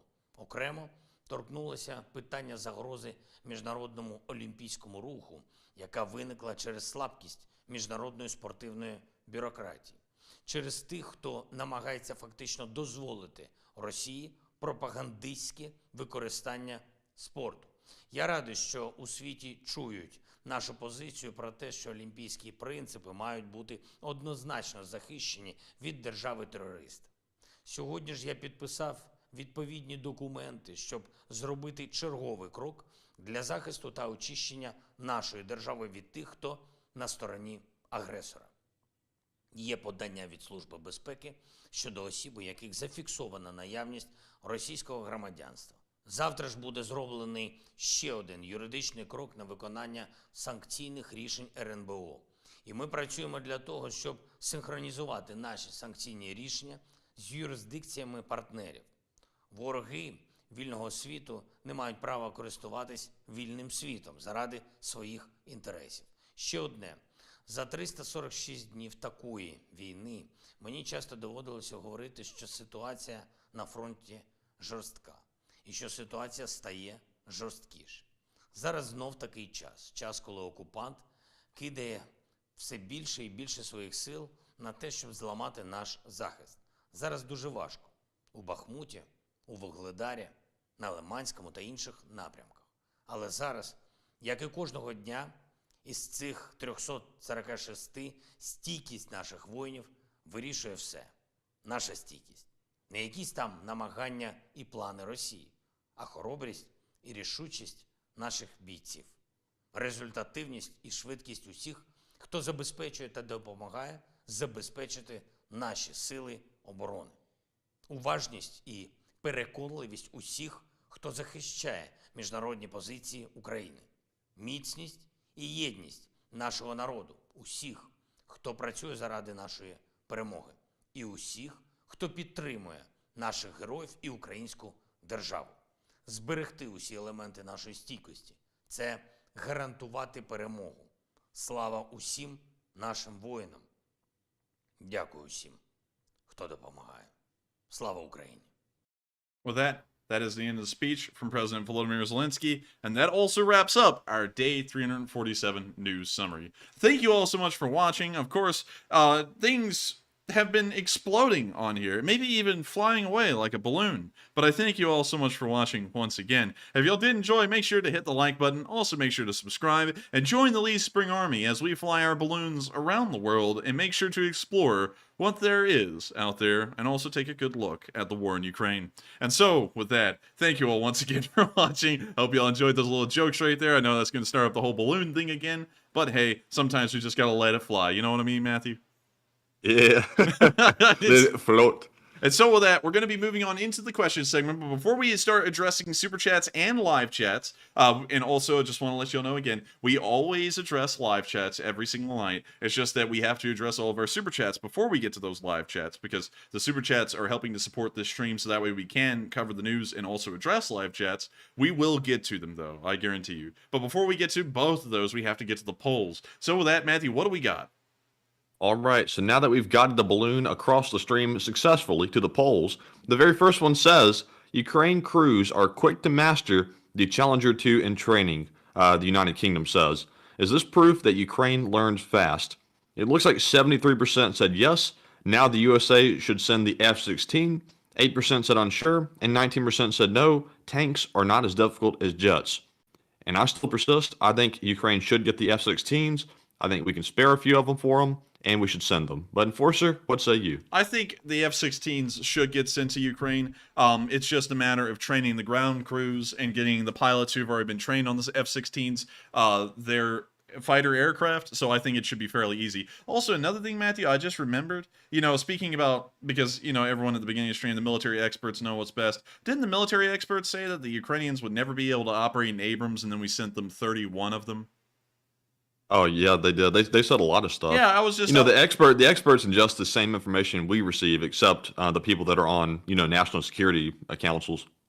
Yeah, I was just thinking about that right there, and I was like, that's kind of interesting, because I had been saying, and there was doubters on that. I've been saying for weeks, we could easily send the Abrams. Why not send the Abrams? We could just set up a supply chain if the Ukrainians can't take care of them, and we could train them on how to operate. And people were saying, you don't understand. The military experts know everything. And then they sent them anyways because they actually could. I just remembered that. So, just in case, if you said anything earlier about the military experts know what's best about the balloon, remember they also said that the Abrams could never be used by Ukraine, yet we're sending them 30 of them, and there's probably more on the way in the future. So with that, we are going to be moving on to the next poll. All right, and the next poll says, do you think the F-22 is a highly capable fighter jet based on recent military intervention? And yes, there was a bit of sarcasm to this question, just a slightly. 72% said yes, it handled well, but it is expensive, without a doubt. 12% said unsure, 12% said I couldn't really tell, and 4% said no, it's not as good as I thought. So for the 4% that says not as good as I thought, what exactly did it not do well?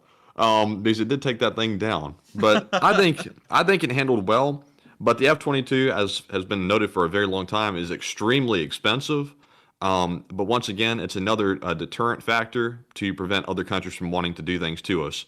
So, Enforcer, what say you? I would say it's an incredibly good aircraft. It's very competent. It's very capable. Whenever it's tested out in war games here in the United States, it does very well from what they say. And unfortunately, it is incredibly expensive, and it's also not aging well. There are problems with the airframes that are starting to come to being, and we're going to retire the F-22 here in the near future. It may actually be one of the shortest serving aircraft in modern history compared to aircraft like the F-16 and the F-15, along with the A-10, the F-18, and so on. But still, moving on from that point, it is an incredibly good aircraft, and I think it performed excellent, especially at that altitude. At 68,000 feet, the atmosphere is incredibly thin. The oxygen up there is very thin. And to see that it was rocketing forward at a fairly fast speed, was able to fire off its AIM-9, take down the balloon, and then start conducting a fairly decent turn at that kind of altitude, I was fairly impressed. Because I didn't really think that the F-22 could operate at an altitude like that easily. In fact, the F-22's service ceiling is how high? 50,000 feet. So the fact that it got up there to 60-something thousand feet may show that the public numbers are off, and its abilities... Wait, did it actually get to 60,000 though? Because in the video I saw of it being shot down, it looked like it was below the balloon. It looked like it was on the same level with it, maybe even above it. Let's go back and review the footage, and let's see what we can find about it. Let's see here. So there's the jet. That's a bad angle, I think. Yeah, it's really hard to tell. Yeah.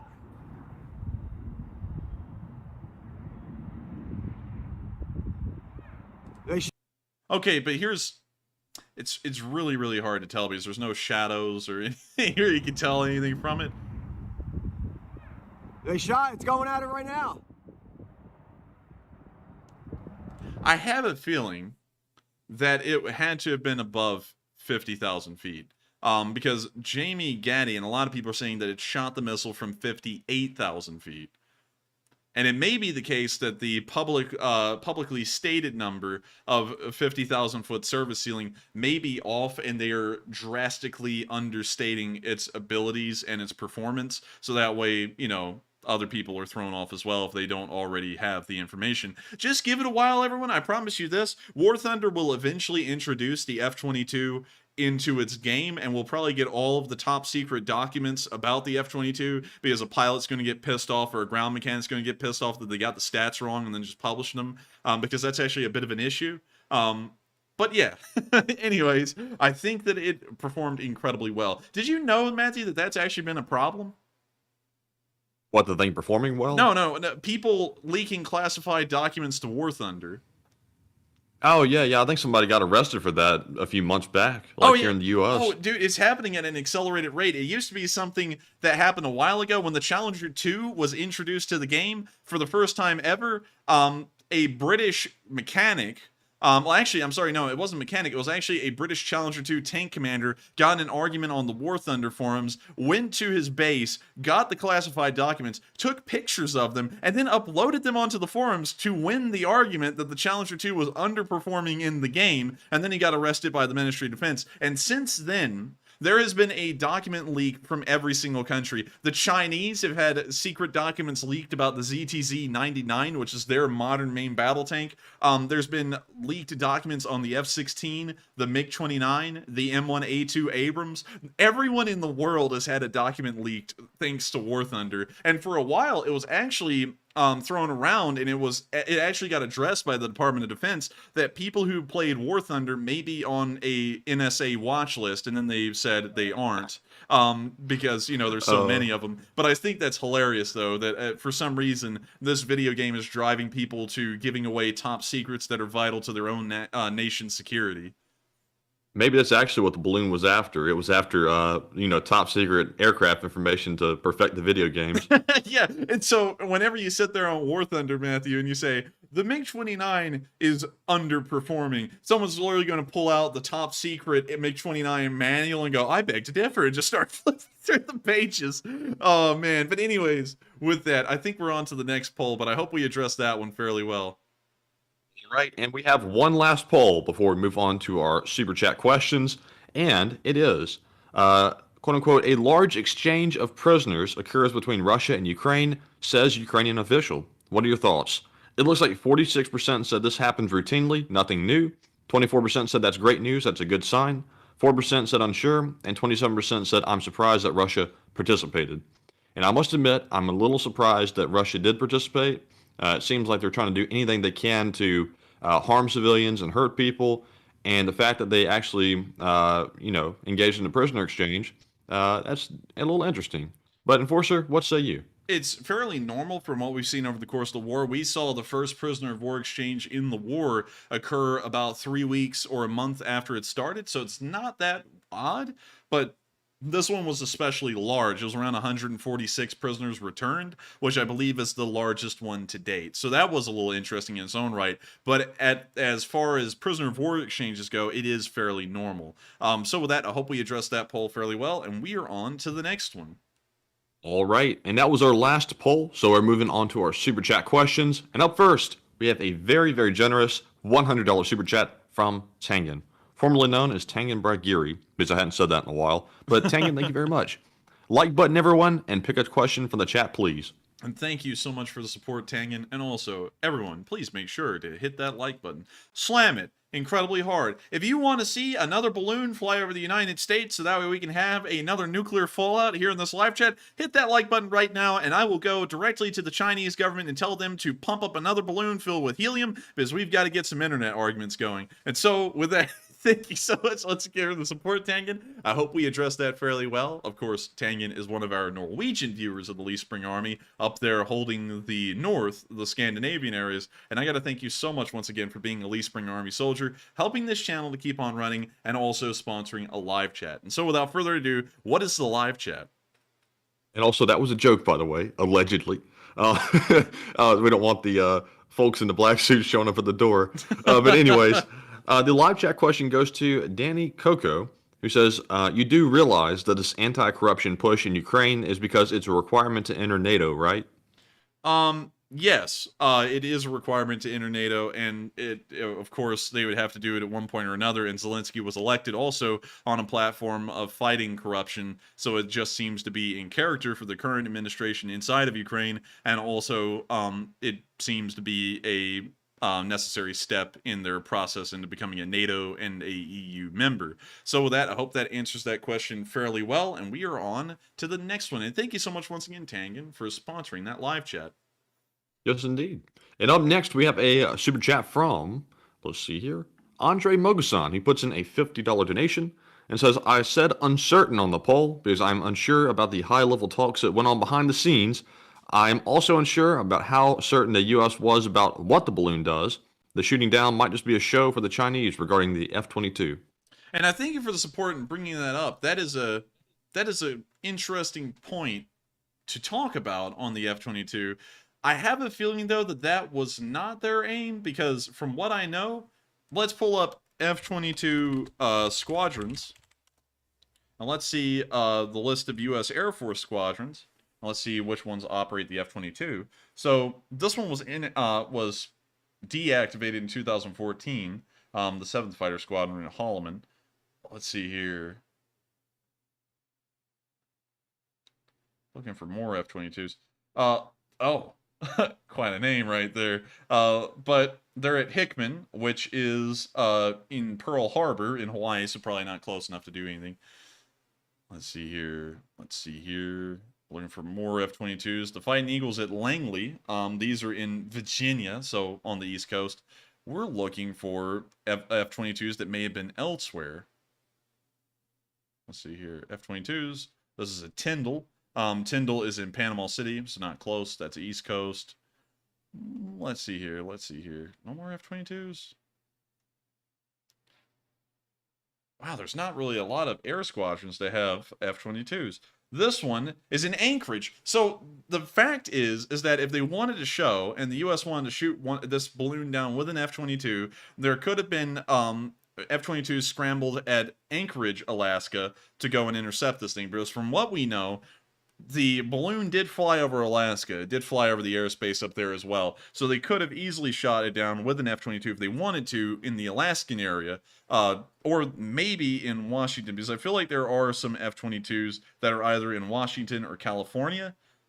These are in Virginia again. These are at Tyndall down in Panama City. And let's see here. Dang, there are a lot of squads. Good God. Let's see here. What about this one? This is Virginia Air National Guard. So that's in Virginia. Again, Hawaii Air National Guard. Dang. Oh my God. There's so many of them. Anchorage again, right there. Let's see here. We're going down the rabbit hole, Okay, so most of these were deactivated way back in the day because their last aircraft they operate were like P-51 Mustangs and stuff. But there are some that are still active here. Such as these and... Let's see. Dang, a lot of these have been deactivated, but there's a couple in here that were operating more modern aircraft, so it's giving me hope that there are some others that are operating F-22s as well. But there was one... Oh, wait. Elmendorf again. That's in Anchorage once again. Hickman. That is once again... Let me make sure. I think it's Hickam. Yeah, it's Hickam, not Hickman. Thank you for correcting that. Well, no problem. Someone's about to say, stop saying while I'm trying to think about what to say.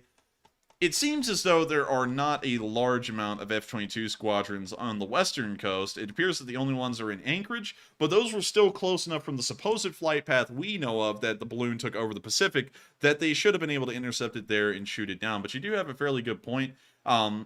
But that was a huge gamble because it really could have been shot down by anything along the way. Notice that most of our active air squadrons use F-16s and F-15s, and those could have been the aircraft that were scrambled to shoot it down if it was in another part of the country, not near South Carolina where there were some F-22s. So, in my opinion, I would have to say that could be a good, that is a fairly good reason that they could have done that, but I still think they should have intercepted it earlier and shot it down somewhere else. From what we know, they say that it was first picked up over Billings, Montana. If it was possible, I would have had it shot down somewhere else, like off Alaska, where it supposedly was, but I don't think it was ever picked up there on radar, or over the West Coast before it even started to encroach inside America. Once again, just to bring up this point, because I don't think this is something that is that controversial, a Chinese aircraft operated by a Chinese government organization entered American airspace without authorization and flew through the entire country. That is a violation of our airspace that, of course, gives us the right to shoot the aircraft down, and it should have been shot down as soon as possible. Because, to ask this question, would y'all allow, to people who say that it was shot down at the right time, would you allow a Russian Tupolev 160 to fly over the entirety of the United States? No? Then why in the world would we let the balloon fly over the entirety of the United States? It wouldn't make much sense. And also, I see Xian saying it didn't fly over California. That's true, but you could still fly the aircraft from California towards the area of Washington State, Idaho, or Montana to have the balloon shot down. So with that, I hope that answers that fairly well. That's just my opinion, but I do thank you for the support and sharing that with us, because that may have been another reason why the Chinese did that. In the end, it wasn't going to gather any kind of vital information because that couldn't already be collected by satellite, but it's still the fact of the matter and the principle that it is a foreign craft from a rival nation flying over our country, violating our airspace, that should be shot down as soon as possible. So with that, we are on to the next one. And thank you once again for the support and bringing that point up. Yes, indeed. And also, this will be a poll coming after this one that's currently running, is what do y'all think China will do in response? Nothing or something? But that poll will be going up shortly. But up next, we have a super chat from, let's see here, Mech Tactical, who puts in a $25 donation and says, ever wonder what happens when entire civilizations seize the light at the same time? Nuclear war, because it's the only light bright enough. You don't know you've gone too far until you're too far. Holy rabbit hole. I don't even know how to address that rabbit hole. But man, that's deep. But damn, son, where'd you think of that? Damn, son, what's life? Then the little slow piano music starts playing. You're sitting here at the tree. I've never understood what life was, my boy. I always said, walk with your boys, and we make it look easy. But I never really knew what I meant until I was almost dead. But still, thank you so much once again for the support, Mech Tactical. I don't even know how to address that rabbit hole, but thank you for bringing it up. That is a fairly interesting one. Maybe we'll see some people reflect on that in the live chat in an interesting way. But still, thank you once again. I hope we tried to address it. And with that, we are on to the next one. All right, and we have another one from Mech Tactical, who puts in a $25 donation and says, addition to previous message, I mean when somebody is kicking your proverbial door in, you got to do what you got to do, unless you the kind to come through the drywall. Oh, yeah. Oh, yeah. Like I added that part, by the way. He didn't say that. Well, I still thank you for the support, and I believe he's pertaining that to the balloon again. Everyone's bringing in their stuff to the balloon, if I'm hearing this right. Yeah, I think he is. I think. And so reread that again in its entirety, so that way I can make sure it is or isn't about the balloon and what it means in context. Ever wonder what happens when an entire civilization sees the light at the same I think time? you're reading the last one, actually. I thought you wanted the whole thing all together. Wait a minute, I thought we moved You just want on. the last super chat? They're both from the same person. Oh, yeah, I just want the last one. I don't want, like, the proverbial light. That one was too deep. So let's just get to the last one you read off. He says, addition to the previous message, I mean, when somebody's kicking your proverbial door in, you got to do what you got to do, unless you're the kind to come through the drywall. Oh, okay. Okay, now I'm as lost as I was on the first one. Because I thought that was completely separated in talking about the balloon. But sadly, I don't really know where to take that again because I don't know who's busting down the drywall. Oh yeah. But still, thank you so much once again for the support. I hate that we can't address those, but I think it's going over my head right now. But with that, we are on to the next one. And thank you so much once again, Mech Tactical, for being a Lee Spring Army soldier and helping this channel to keep on running. And with that, we are on to the next one. All right. And up next, we have a $50 super chat from Terrence Custer. And thank you very much, Terrence.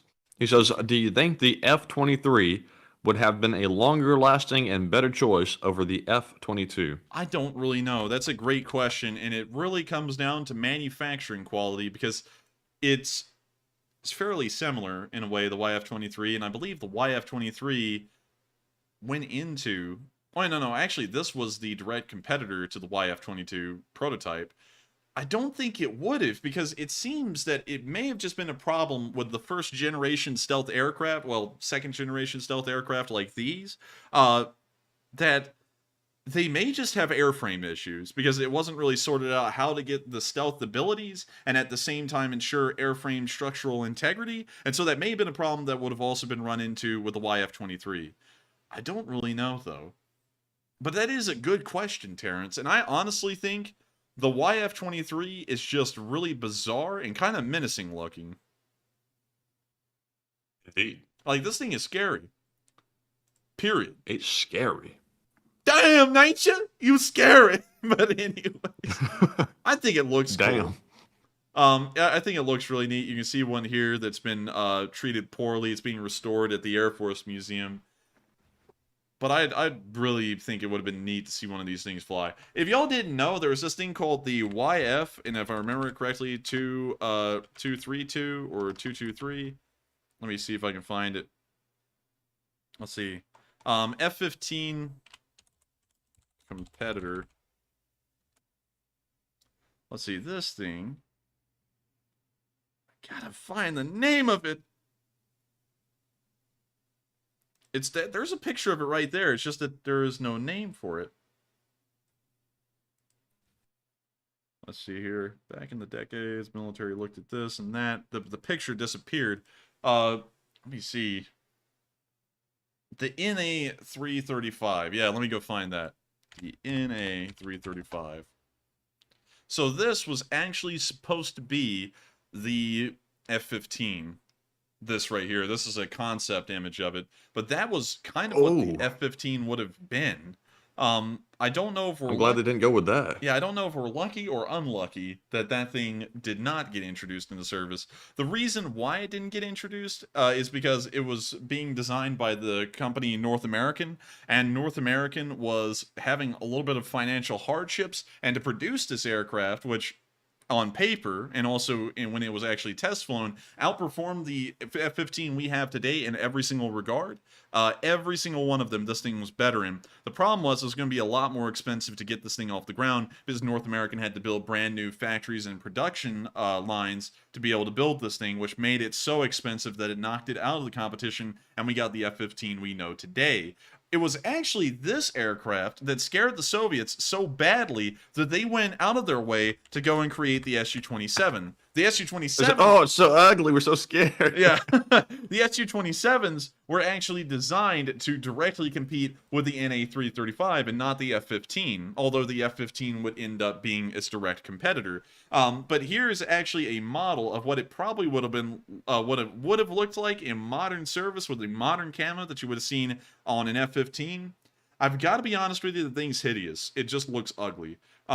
but it was still, according to the stats, far better performing than the F-15.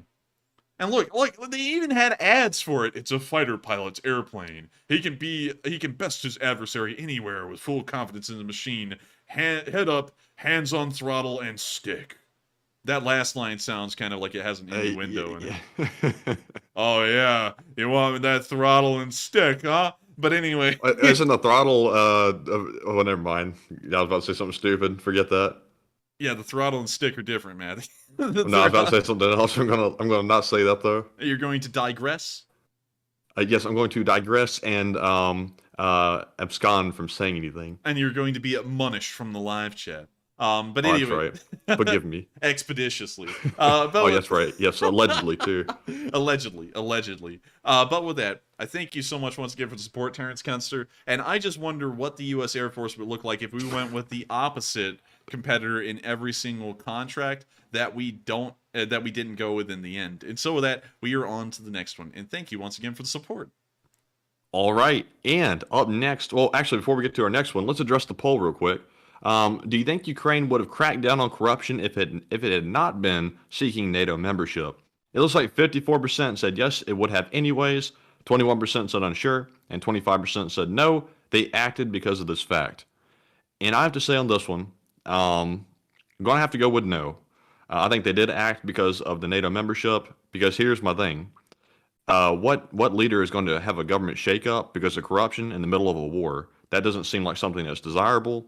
You want as much stability as possible while you're fighting your war, and I don't think they would have chosen to do it at this time if it hadn't have been for seeking NATO membership. But Enforcer, what say you? Actually, Zelenskyy had been undergoing some anti-corruption campaigns before the war even began in full. Ever since he's been elected in 2019, he actually shook up the court system of Ukraine, had it restructured to try and remove corrupt elements from it, and also had anti-corruption stings, kind of like the ones we saw currently in the war, conducted. So I would say that Ukraine would have done this anyways because they already had been since 2019. It's just that it is, I will have to agree with Matthew on this, it is weird whenever that does happen during the middle of a war. That usually is something that countries try and avoid in a war because you want, even if it is corrupt in the end, you want the governmental apparatus to operate as streamlined as possible. But it may have also been that the corruption had gotten so bad in some areas of the government at this point that they had to go in there and try and wipe it out so that way it didn't get in the way of the efficiency of the government and also start to hinder Ukraine and its war efforts in the end. So I would say that they were already underway in doing this. I'd have to go with the 54% of y'all. But I do have to say it is interesting to see that they're conducting a decent amount of anti-corruption stings now in the middle of a war. And so with that, we are on to the next one, and I hope we address that poll fairly well. All right, so moving on to our next super chat, we have a $20 donation from a classified veteran who says, FYI, on December 22nd, Russia lost 100,000 troops, and it's been 30,000 in the last 44 days. At this rate, it'll be 200,000 in 3.5 months. Based on my research, 200,000 dead orcs would fill over 1,900 12-yard dump trucks, making a 63-mile convoy. Dang. That's dark. But I gotta thank you for the support and sharing that with us. That's really interesting to hear that the dump truck convoy would be 63 miles long. And man, when you really think about that, Matty, that's a long convoy of trucks filled with Russians. That is quite long, I must say. I guess you could say that that's a little dumpy. Oh, I knew something was But still, thank you so much once again for the support and sharing that stat with us, because that's actually really crazy to hear it put into those figures. I mean, like, you could fill a swimming pool. And so with that, we are on to the next one. And thank you once again for the support. And if you get the reference, you get the reference. All right. And up next, we have a $20 super chat from Psyops, who says, give this one to Book a Bandit. And I don't think I saw Book Bandit send in a question, but let me look up here on the top of my spreadsheet and see if I see one. Also, real quick, I thank you so much for the support, Psyops, and sponsoring specific people from the live chat to get their question answered. Make sure, though, because it's very hard for Matthew, I already know on his end, it's really hard to keep up with a lot of live chats and keep up with the chat and everything. It's got to be really hard for him to find specific chats from the live chat. I don't know if I'm speaking out of hand here or anything. Like, I don't know if it's easy for you. Matthew, but It's tough. Oh, okay. Make sure to grab their live chat and then just throw it into yours, and we'll make sure to answer that, because it is incredibly difficult for Matthew to, find them, because there's thousands of live chats that come through over the course of hours. In fact, I think there was like 20,000 of them last night. Let me check that real quick. There were 17,000 live chat messages estimate that came in last night, so it's really hard to find specific ones out of the rough. But with that, did you find one, Matthew? Let's see. I was looking to see here real quick. I thought I saw one from Book Bandit just a second ago, but I don't think I saw it. So sadly, I don't see one from Book Bandit. I think he might have said something earlier about he just wanted us to take a question from the chat, so we'll do that instead. So also Hooky Redneck, what the hell, man? But anyways, the question from the chat goes to Hamlet Taco, who says, "Can we please recognize that the legendary F-22 got its first air-to-air kill today off the Carolina coast?" And yes, we did. And we did. It was impressive to know that it was against a venerable and highly maneuverable weather balloon. And so with that, I hope that does address that live chat fairly well. And thank you, Sives, for sponsoring Book Bandit's live chat. We couldn't find that one, and I think Matthew said he wanted to have a live chat sponsor, so hopefully we got the full circle there in its total. And so with that, we are on to the next one. And thank you once again for the support, Sives. All right. And real quick, to answer a question from Paddington, just so some of y'all are curious about how it works, does a question mark automatically convey a live chat question? Sorry if I added +1 to your list. And there is no automatic gathering of questions. I manually go through and see them myself. The ones I see first are the ones that have the @EnforcerMatt tag in front of it, because it pops up in orange, and I'll copy and paste it over into my spreadsheet, and it puts it in order for me. That's the way I have it programmed into the spreadsheet. But if you have a question, always make sure to tag me, because I probably won't catch it if you don't. And the super chats, they automatically pop up in a big box, so I see those automatically. And but real yes. quick, Matthew, I'd just like to say this real quick. Enoch, are you okay? Are you okay? Because we've made the menu exactly to your taste, and the courses are made to make you full at the end of this meal. Are you okay with the course selection? Would you like a substitution? I would like to know, because I've noticed that you've had many things that you have not pleased you, and as the chef of this stream, trying to cook this thing up to be the best, I want to make sure that you're well fed by the end of it. So let me know. But with that, we're on to the next one. All right. All right. So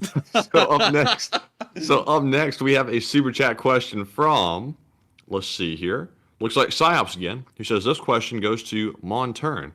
And let's see here. For Montern, I don't think I saw one from Montern, and I don't see it. But if Montern has a question, let me know. In the meantime, though, we will be moving on to the next one. And up next, we have a $20 super chat once again from Psyops. And Psyops, thank you very much for that continued support. He says this question goes to Uncle Grandpa. And Uncle Grandpa did send in a question, and I have it right here. Do you have any information on the over 16,000 Ukrainian children that were kidnapped by the orcs?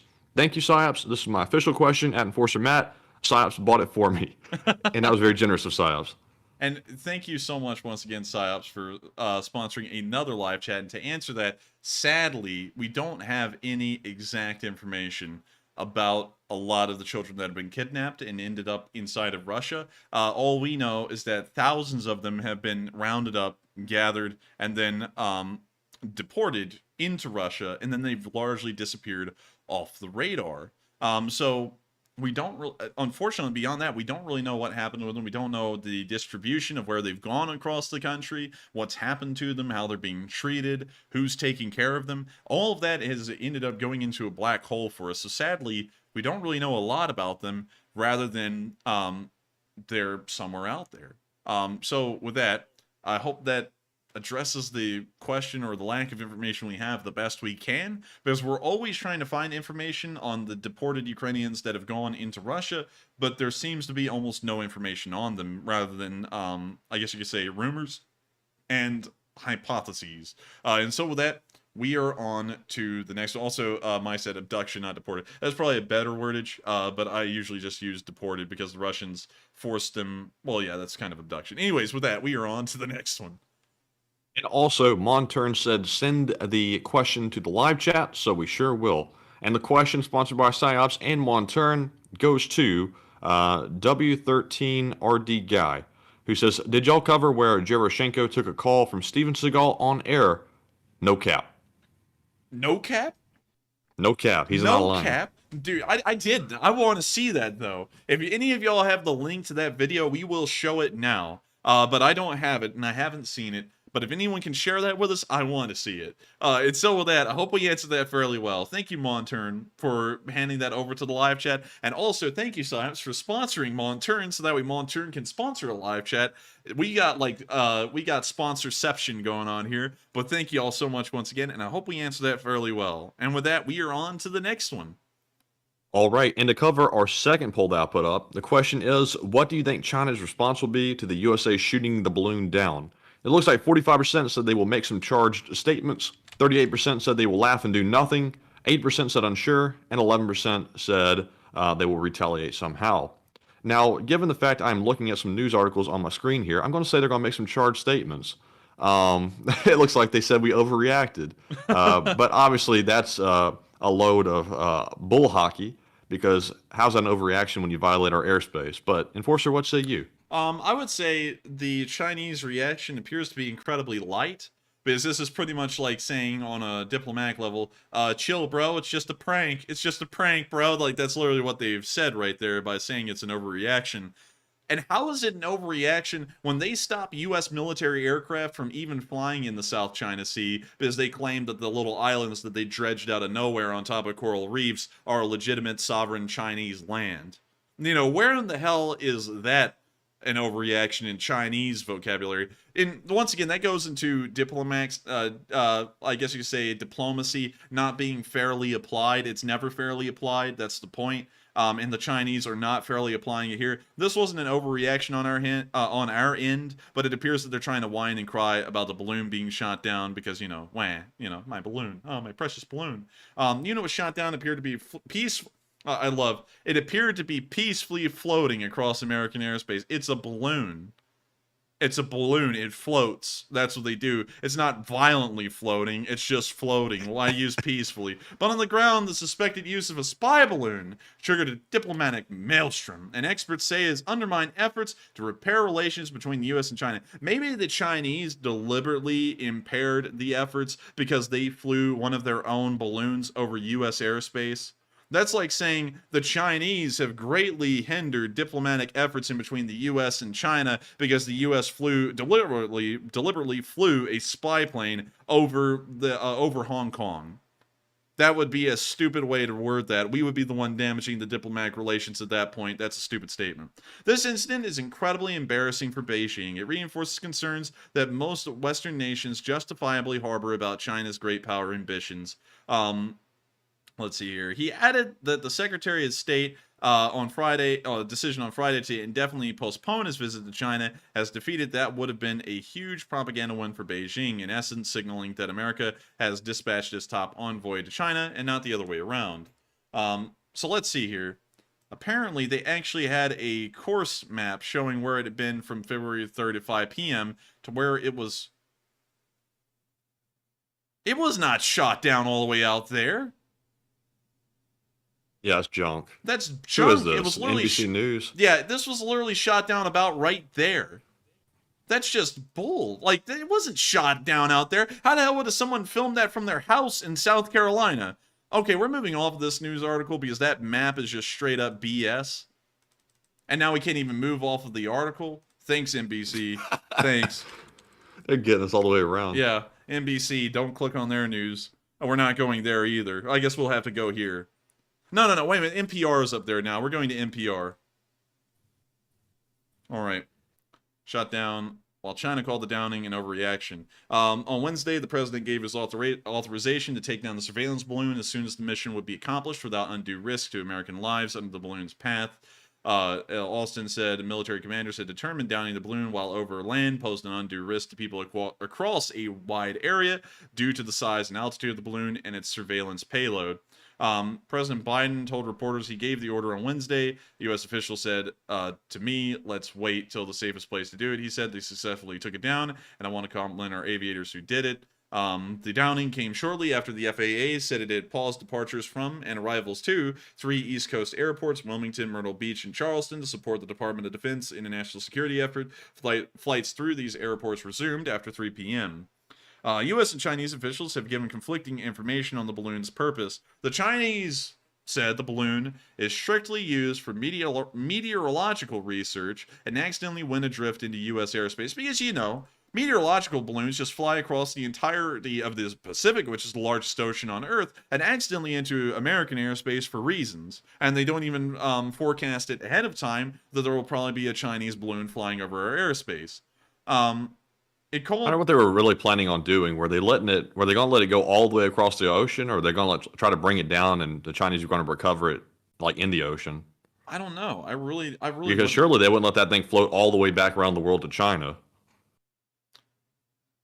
Yeah, that's true. Let's see here. I'm sitting here trying to think. I was trying to read the article, and he said that, and I was like, I don't know. But anyways, China's foreign ministry on Saturday expressed a strong dissatisfaction and protest over what it called the U.S.'s use of force to attack a civilian unmanned airship. It called the shooting down an obvious overreaction and a serious violation of international practice. Since when? That's they might as well that's so stupid. I don't know how to address that. The Pentagon has said the balloon was being used for surveillance. Its presence already led Secretary of State to postpone a historic trip to Beijing as tensions continue to rise between the two countries over national security. U.S. officials earlier this week decided against shooting down the balloon after the administration said it did not pose a national security threat. The Pentagon shared reports on Friday of a second balloon. Mr. President, there's been a second balloon belonging to China that could be seen floating over Latin America. Colombia's Air Force said on Saturday that an object with characteristics of a balloon had traveled through its airspace on Friday. The balloon traveling through the U.S. quickly became an internet celebrity. Obviously, like here, storm chasers and others share its sightings on social media as it continues its path across the United States. Others criticized the administration for not taking quicker actions to stop it. I don't really think that weighs on the administration. It more so weighs on the military. The China balloon flying over the U.S. is a direct assault. Well, wait a minute, we're moving on past that because that's a comment from someone else. Let's see. Assisted in tracking and analysis of the balloon, according to Austin. Today's deliberate and lawful action demonstrates that the president and his national security team will... Okay, well, that's another political statement, so we got to scratch that. Let's see. Oh, my God. Wait a minute. The York County Sheriff's Office tweeted that the balloon was more than 60,000 feet in the air and urged people not to take matters into their own hands. Don't try to shoot it, the office tweeted. Your rifle rounds will not reach it. Be responsible. What goes up will come down, including your bullets. Oh my God! I can't believe all the Southerners outside. All right, open fire! Start shooting up the balloon 60,000 feet in the air. Oh man, that reminds me of another story where the USS Texas in World War II saw what it thought was a Japanese weather balloon flying over it. So they ordered the anti-aircraft guns to open fire, and they opened fire at this thing for 3 hours until a navigator said that they were actually not firing at a balloon, they were firing at Venus. Oh. Yeah, so that's another story like that. But anyways, we're not going to go into that too much. And also, that article from the NPR said things a little bit more differently than another article that Matthew and me had read before the stream that said that the order was given to shoot it down immediately while it was in Montana, and then the military waited until it was over South Carolina. But with that, we are on to the next one, and I thank you all so much. I thank you so much for the support. I hope we addressed that fairly well, and so let's get on to the next one. All right, and also real quick, I did send you a link to that Steven Seagal thing. Psyops forwarded it to me, and that might be what you're looking for. All right, gotcha. Let's take a look.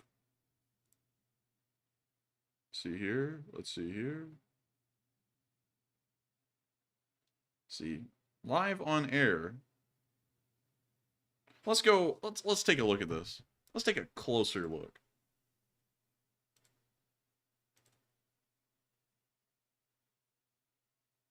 It's an ad. It's a tight ad. We're gonna wait.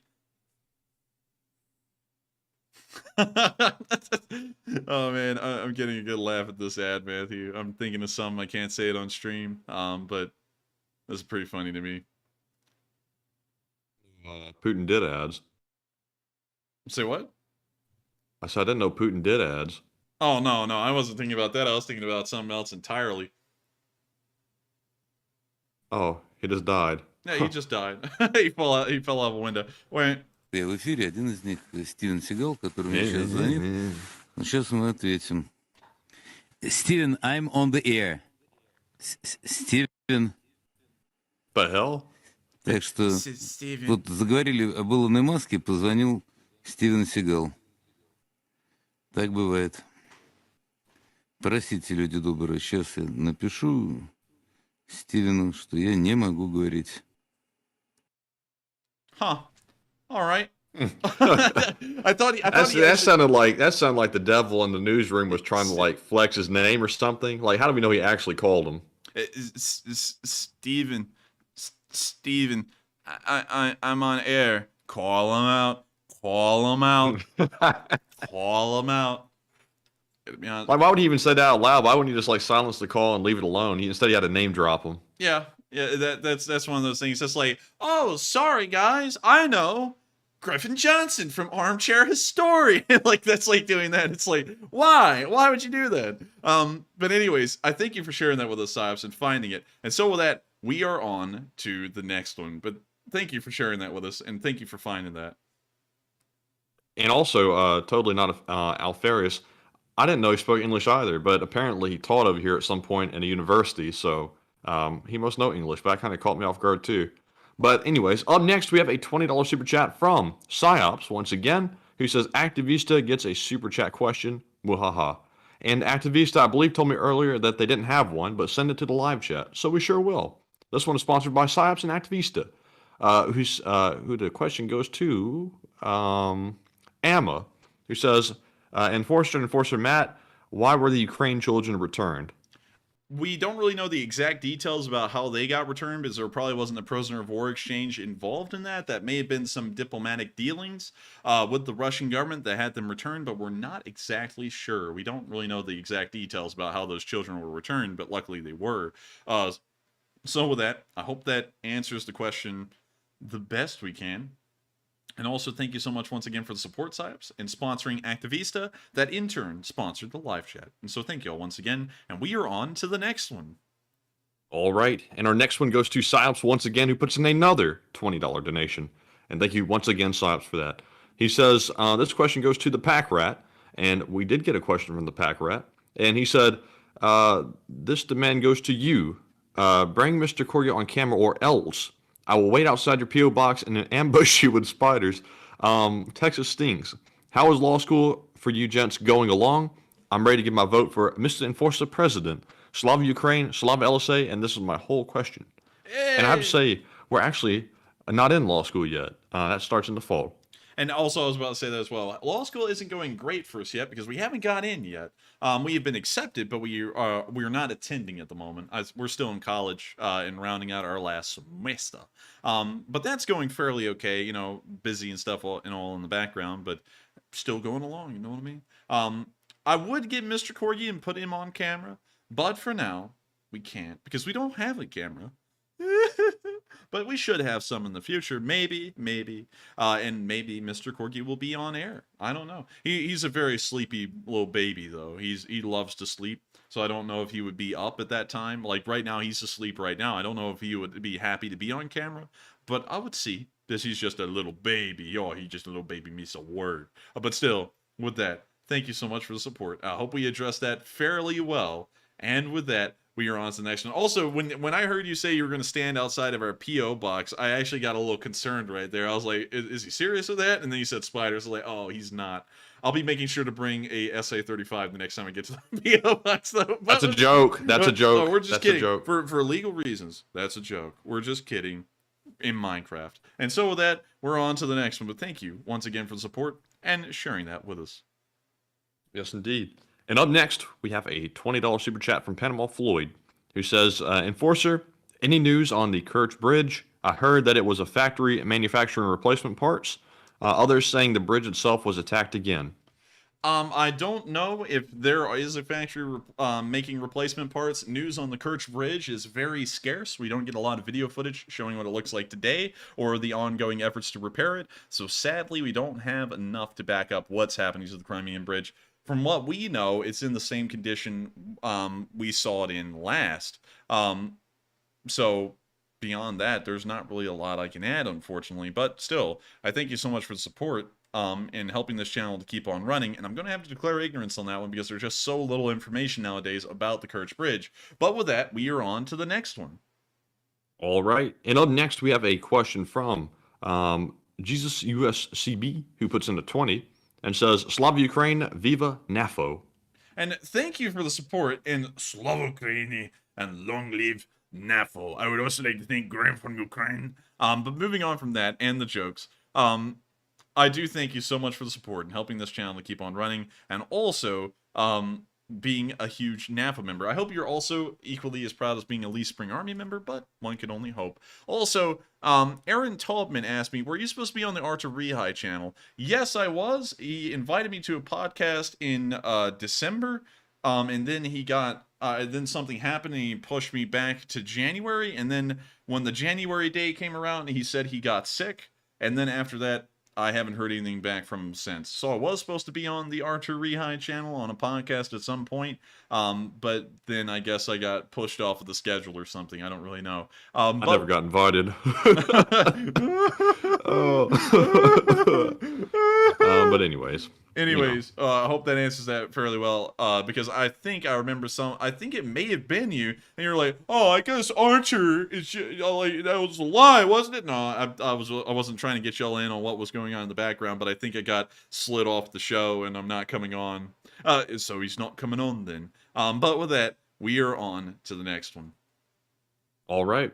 Also, Saab said, please tell him I donated these questions at the start of the stream. I wasn't just ignoring his request. Oh no, I understand. Oh, and yes, I understand that completely, Sibes. I saw all of them come in at the beginning of the stream, so I knew they were all coming around at some point. I'm not miffed at all, because I made sure to address that on the first one, because I was like, I know there's like 4 others, and I was like, Matthew is probably having a really hard time and really struggling to find the live chats that are being requested, the specific ones. So just to kind of make this a new rule for anyone wanting to send in a super chat, if you want to sponsor a live chat, it just has to be a live chat in general. We can't really do them on specific people because there's 17,000 to 20,000 messages a night, and that would be too difficult for Matthew to go through and try and find a specific one. So if you want a specific one answered, just say this is a live chat from so-and-so, and then copy and paste that into your super chat, so that way we can actually find it. That's another way we can work with that, but, you know, just saying, like, find it, we really can't. But still, I understand completely, Sibes, and I still thank you so much for supporting this channel and helping us to keep this thing running, and also being a really cool mod. And with that, we are on to the next one. And real quick, I did see that Activista put in a question after all, so we're going to go ahead and address that one.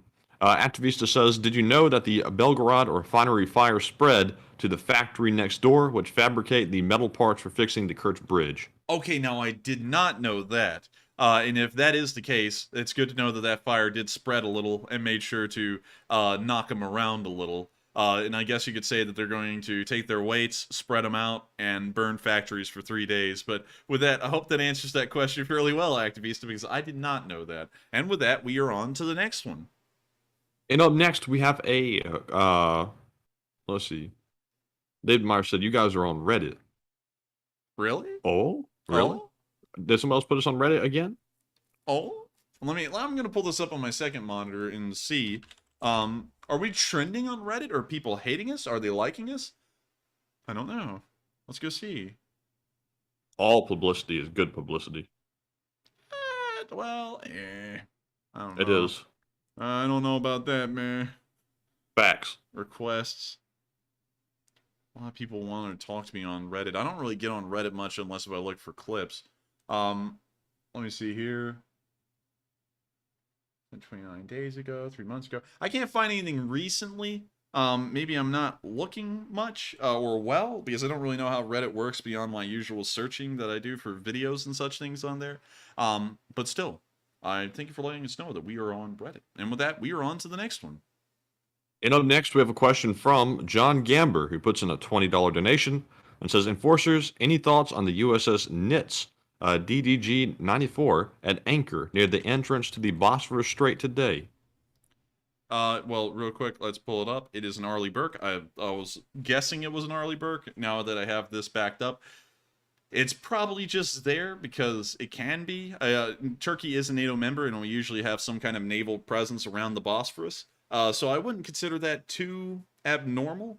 I would just consider that normal operations. And also considering that the Bosphorus Strait has already been closed off to the Russians at the beginning of the war, it is probably just there under normal operations. So with that, I hope that answers that question fairly well, and I thank you so much once again for the support. And I gotta say, I really like the Arleigh Burke class destroyers. I think they look really neat, but they're getting really old. Yeah. Yeah. Hamburger, cheeseburger, Big Mac, Whopper. Anyways, with that, we're on to the next one. All right. So let's see here. Let me grab this one real quick from the chat before it goes by. There we go. Got it. Didn't want to let it float on by. But anyways, up next we have a $20 super chat from Hokey Redneck, who says, do you guys think we will be at war with China in the next 2 years? I don't think we will be at war with China in the next 2 years. It won't make a lot of economical sense. And it also won't make a lot of sense considering both countries are nuclear powers. So for those reasons, I would say no. That would be like saying Russia and the United States would go to war in the Cold War or during the times after the Cold War. It just doesn't happen because everyone's scared of nukes flying. And so with that, I hope that answers that fairly well. And thank you so much once again for the support and helping this channel to keep on running. And so with that, we are on to the next one. And also David Meyer said it's playing live, LOL. Huh. Well, interesting. I didn't know you could do that on Reddit, but pretty cool. Huh. Anyways, where? I want to know where that is because I'm interested to see that now. Yeah. Apparently, we got some folks over there on Reddit. What do you know? The folks on Reddit? No way. Let me see here. I tried posting about our stream one time on Reddit, and it got removed so fast it made my head spin. Let's see. There's a Reddit community called Enforcer Land. Let's see. This doesn't look like our community. This is not our community. So, let's see. Enforcer. There's a user called Enforcer Slayer, but they've been around longer than we've been. So, I don't think they're related to us either. I wish I knew where that was because that sounds really cool. And so with that, I hope we addressed that as best we could, and we're moving on to the next one. He said it's under Ukraine conflict. All right, now we'll pull up Reddit again, and we'll go to Ukraine conflict. Let's see here, Ukraine conflict. Oh, wait, that took me somewhere else. Ukraine conflict. A community with 34.5 thousand members. And we'll go to the newest posts, because I'm sure it's under the newest ones.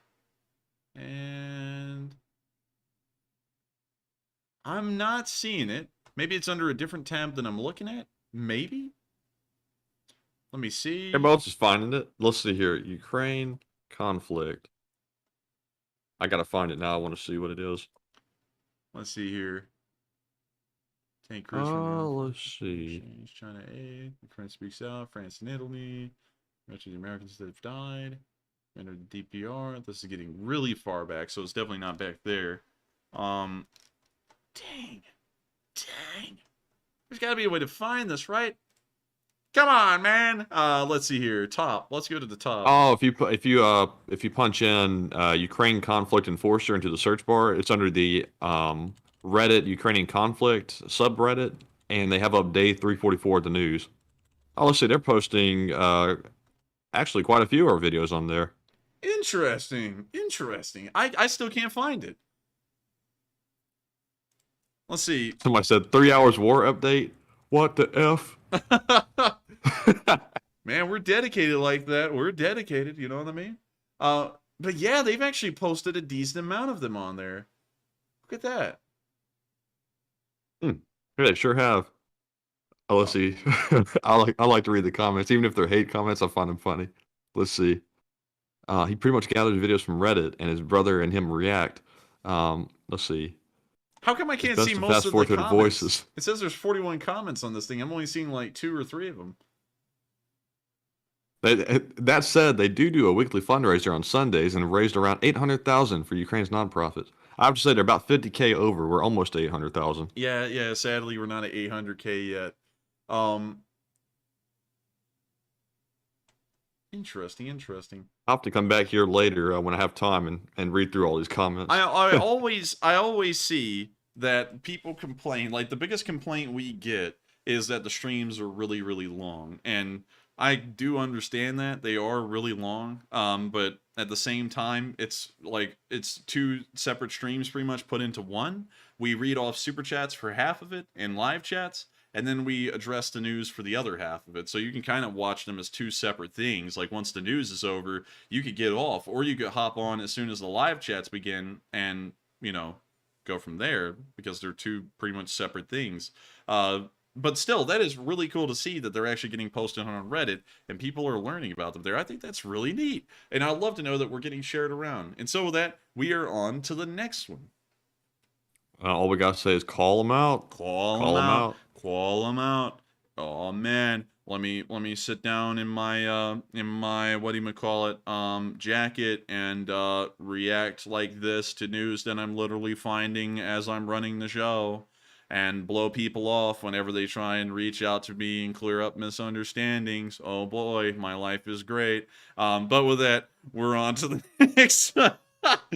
All right. So up next, we have a $15 super chat from Gary Robbins, who says, as much as I want Ukraine to drive to the Azov Sea and completely cut the land bridge, I think that what is critical is to cut off the rail line east of Melitopol. What say you? I would agree. I think it's more important to cut off the rail lines in this area. There are only 2 rail bridges leading out of Crimea, and I believe 1 or 2 out of the Melitopol area. If you destroyed those, this entire area, this finger south of the Dnieper River, will be without supplies, or it'd be incredibly difficult to get a large enough portion of them over to those forces. So it'd be fairly easy to push them out beyond that point. And so with that, I hope that does address the comment fairly well. And I thank you so much once again for support in mentioning that, because I think it's far more important to destroy rail lines and closer to the front supply lines than it is to destroy the Kerch Bridge itself. At least at this current point. It'll become important to destroy the Kerch Bridge in the future. And so with that, I hope that does address that fairly well. I thank you so much once again for the support. And with that, we are on to the next one. All right. And up next, we have a $15 super chat from Cindy Mitchell, who says, okay, I had enough of the new China takeout delivery. Yes, it went across our north. We were blamed for not sending jets. Has anyone heard of NORAD? And what are your thoughts, guys? In my opinion, of course, this is my opinion, so just take it with a grain of salt, because I'm not running the United States yet, and so, I can't sit there and change anything, but I would have had the thing shot down immediately. As soon as it was picked up, it would have been shot down. If it was in our airspace, of course, not in international airspace, that would be a violation of international law. But in U.S. airspace, as soon as it crossed, it would have been shot down. That would be my opinion. I don't think it's a smart idea to have foreign countries' aircraft, regardless whether they are a balloon, a plane, a bomber, whatever it is. It's not a smart idea to have military aircraft flying over our country, no matter what they are and what their purpose is. It shows a weakness on our end that we don't want to show. And it also shows that we have a lack of carry-through, especially when anything starts to pertain to that level. So I would say it should have been shot down immediately, but that's just my opinion. And from what we know, the order was almost given to shoot it down immediately, and then they just waited to carry it out until today, when it was passing over South Carolina. And so with that, I hope that answers that fairly well, and I thank you so much once again for the support. And with that, we are on to the next one. All right. And up next, we have a $12 super chat from Putin will hang in the middle of the Kremlin, who says, question from chat, please. I would. Oh, well, Question from chat. Yeah, I thank you so much for the support, and we will make sure to get one from the chat. And thank you for helping this channel to keep on running. Dang. That was a rumbly one. But anyways, from the live chat, we have a question from, let's see here. Sweet 70433, who says, "Is anyone else worried for Operator Starsky being redeployed? He seemed happy about it. Peer Ukraine." Well, we might actually be a little worried about that because I hadn't heard about that yet, and if he's being redeployed, that might throw in a little bit of an issue to something we're doing. But if he's happy about it, that's all that counts, and hopefully he'll stay safe and he'll have a good time out there, a fun time. So with that, I hope that does address that fairly well, and I thank you so much once again for the support, and best of wishes to Operator Starsky. I hope he stays safe out there. And with that, we are on to the next one. All right, and the next one goes to Dupper Bob, who puts in a 10 and says, "Can you name the first song in the introduction?" The first song in the introduction, I've actually forgotten the name to. The second song is called "The Cossacks Were Riding," and then the third song is the Bayraktar song played by the Ukrainian Army Band. Sadly, I don't know the name. I'm struggling to think of it, but I don't know it. If any of y'all in the live chat know it, make sure to share it with everyone. Because they would like to know. And so with that, thank you for the support. I hope someone finds the name of it, but sadly, that's the only song that I don't know the name of anymore. But with that, we are on to the next one. And up next, we have a $10 super chat from Pink Star Diamond, who says, "Does it have to be a missile? Why not machine gun to preserve the payload and the evidence?" Here is the Boba Milk Tea Fund from Taiwan. And thank you for the boba milk tea fund. I've never had boba milk tea. Maybe I'll have some in the future, though. And can you reread the first part of that question again? Why did they have to take out the balloon with a missile? Why couldn't they have, like, machine gunned it? I believe the fear with firing a cannon at it is that eventually those rounds would have landed somewhere and they wouldn't have really known what was downrange of those rounds.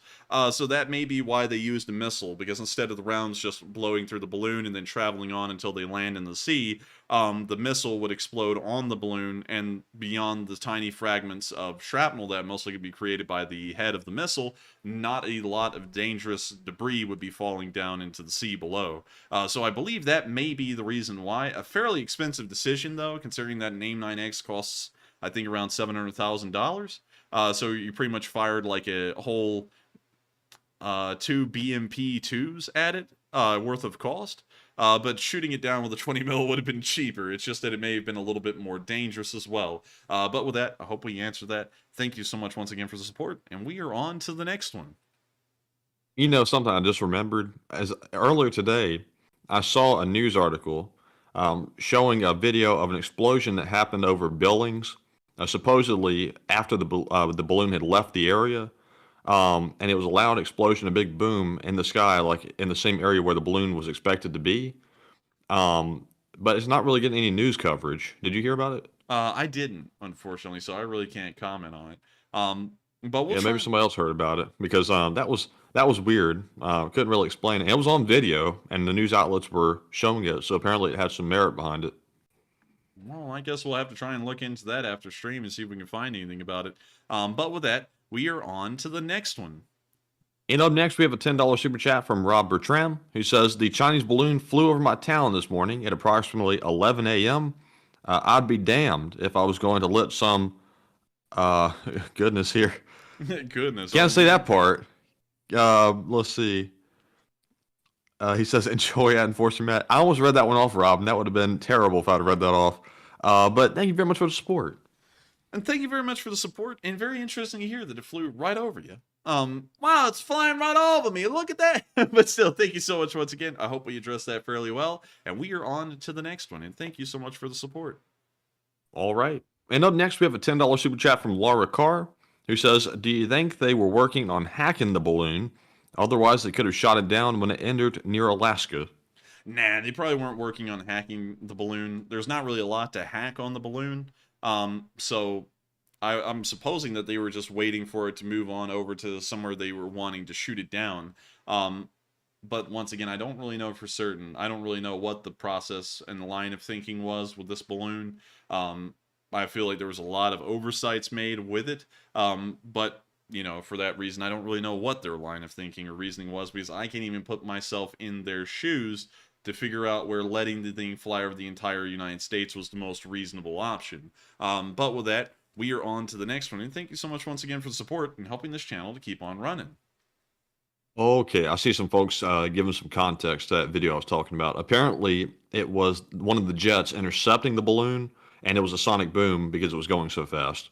So that would make a lot of sense. But there was also a bright flash too. Not sure what that was, but a sonic boom sounds probably like the most plausible answer.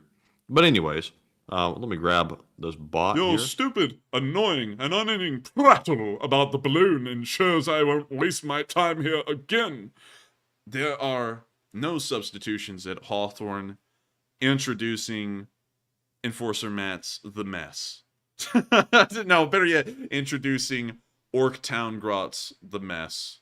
Also, that's a great way to see that it's a bot is when they call themselves an orc.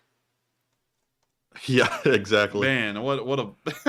Anyways, we're on to the next one. That could have been more clearly a bot from the naming than anything else. Right. But anyways, up next we have a $10 super chat from Enforcer Matt, your sound's gone. No, I'm still here. This one is from Dakota the Bear, who puts in a 10 and says, weird theory, but know that surveillance ship Russia had not far from Hawaii. What if they had bought a Chinese surveillance balloon and they launched it?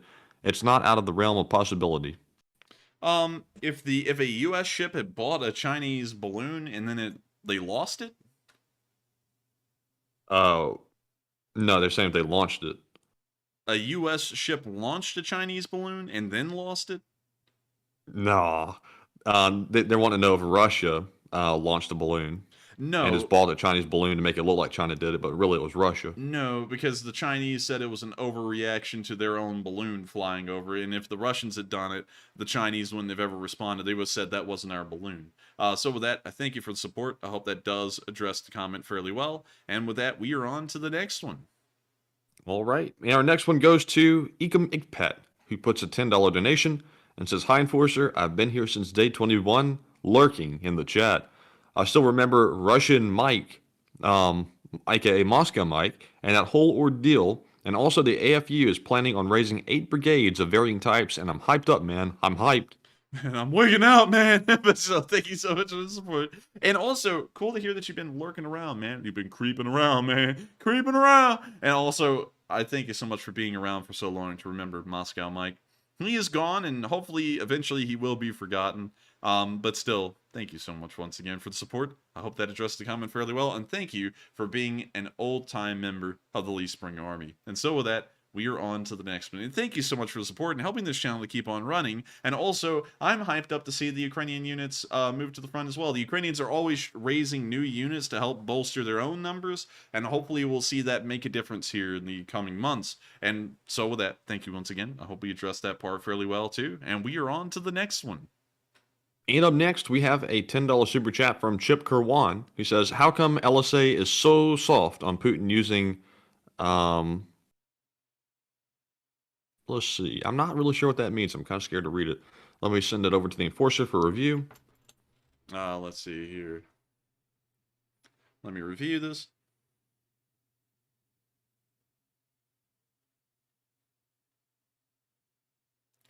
I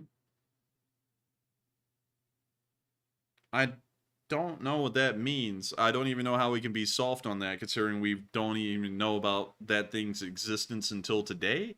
So I thank you for the support. I don't think we can answer that. And with that, we are on to the next one. All right. And the next one goes to Honeybee Care, who puts in a $10 donation and says, what in the hell? I don't know if I can read this one off either. Let me let you read this one. All right. It's going to review. Boom.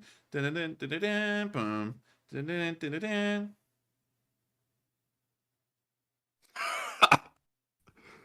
Oh my. We definitely can't read that one off. I read it the second time. We can't read that one off, but I do thank you for the support, and we will make sure to get a question from the chat. So with that, what do we got? All right, so the question... Hold on a second. Get yourself the question together. from the chat Hold goes yourself, to... man. This one goes to Frequency Harmonic, who says, Enforcer, what are the chances, in your opinion, that the large drop in Russian tank losses is because the Ruskies are saving them up for an offensive, or are they truly out of tanks? I think they're running out of tanks, and that's why we've seen the losses drop. It wouldn't make much sense for them to be saving them up because they really need them right now during the Battle of Bakhmut because the infantry losses are skyrocketing due to the lack of support. So I think they're largely just missing tanks right now. And so with that, I hope we answered that live chat fairly well, and we're on to the next one. And thank you so much once again for the support and sponsoring that live chat question and making Matthew lose his composure. What the hell's up with the super chats tonight? There are some questionable ones in here. And they're all along the same lines. Well, I can't read them. Let's see here. Angry Penguin said, LMAO, what's it say? I can't repeat it. Definitely not. And also, good evening, Mr. E30. We can't repeat it because it might get us put on the list of being canceled. Like, you know, it's always weird, though, to me. We always seem to get into controversy over the silliest things, like the A-10 Warthog, a balloon. Like, it's never anything I ever think it would be. It's always about things that don't even matter. You know, like, that's something always interesting to me. And anyways, at the end of the day, I don't really care, you know, because, and that doesn't mean to sound aloof, but if I have an opinion and someone disagrees to it, about it to the point they get violent, so be it. Like, it's like, I'm not going to change my opinion. And I don't know why people always act so rude and try and beat us up over what we say sometimes, acting like if they beat us up enough, we're going to change our opinion. If anything, that just makes me double down. You know, I don't think people understand that or something. That if you disagree with me, I might actually change my mind. If you violently disagree with me and try and beat me up over my opinion, I will double down on that and I will die on that hill after that point, regardless of if it even makes sense anymore. Which I think is... You know what it makes me think about? What?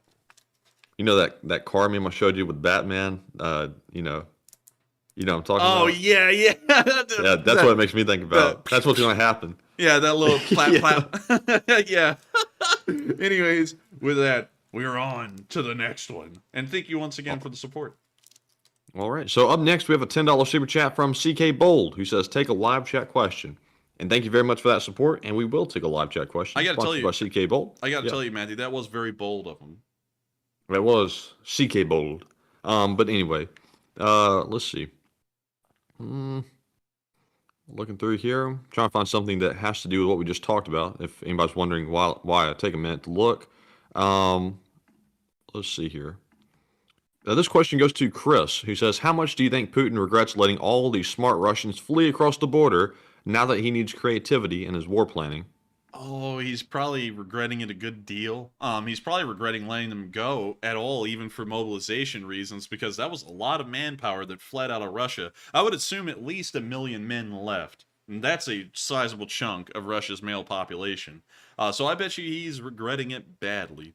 It's terrible. It's the worst immigration in the history of immigrations. We gotta get them back. We gotta make Russia great again. But anyways, I thank you so much for the support. I hope we addressed that fairly well. And with that, we are on to the next one. All right. And up next, we have a very generous 200 SEK donation from Streb, who says, here, have some Taco Bell. And thank you so much. Thank you, Streb. I like Taco Bell. I enjoy the, I forgot what they're called. Oh, well. I'll know them when I look at the menu next time, which might probably be like Monday. And so with that, thank you so much once again, Streb. I hope I addressed that fairly well, and thank you for letting us have some of that delicious Taco Bell. And also, Arnie Yun said, Enforcer, you're getting heated. That's what those type of people are trying to do. Just stay calm and ignore them. I'm going to say, I'll say this though, Arnie. We can never get as heated as the guy we're talking about who has actually cussed a viewer out on stream before. We can't ever get as heated as that, I don't think. But yes, I do agree. Staying calm. Why didn't we call him out? Call him out. Call him out. I don't know. That's because we don't really care. He can cuss the viewers out if he wants to. I could give a crap. And also, some of y'all are probably going to say, who is this guy that we're talking about? We don't mention his name, not because we're trying to be sly about it, but because we're not wanting to bring his channel any attention. Because, you know, like, some people will go over there, and then, you know, they'll sit there and, you know, I don't know, for some reason just side with him for the hell of it or something. I don't know. But we don't really want to plug the guy because we got a beef with him, but we're also not trying to have anything crazy happen, and also we're not trying to give him any kind of publicity. But with that, call him out, and so with that, we're on to the next one. And up next, we have a $10 super chat from Vance Hicks, who says, Enforcer, when this war ends, and it will, Should we keep the pressure on them until they change their ways, or at least never be allowed to rise to this level of strength again? We shouldn't, because then that'll make it seem like we are punitively attacking the Russians for being Russians, which will only further embroil their hatred and what they try and do in the future. You never want to make anything incredibly harsh. The Treaty of Versailles is the best example of being too harsh. So as soon as the war ends, we'll probably give it a couple of months, and then we should lift the sanctions on them, and then try and once again go through the path of cooperation with the Russians, which sounds stupid, especially considering we know who they are now. But that is really the only way to go forward. Through cooperation, there may be a little bit of understanding, and once they are completely within our sphere, which will eventually happen, it's just a matter of time, it'll probably take decades, then we start to integrate them again, very slowly, economically. Of course, I would say that there should be bans on importing certain things to Russia, like weapons of war, optics, and things like that. We should never import any of that, but other things, like consumer goods, like Louis Vuitton bags, stuff like that, that only serves to enrich our economy at the expense of the Russians, so I would say there's really no problem with that.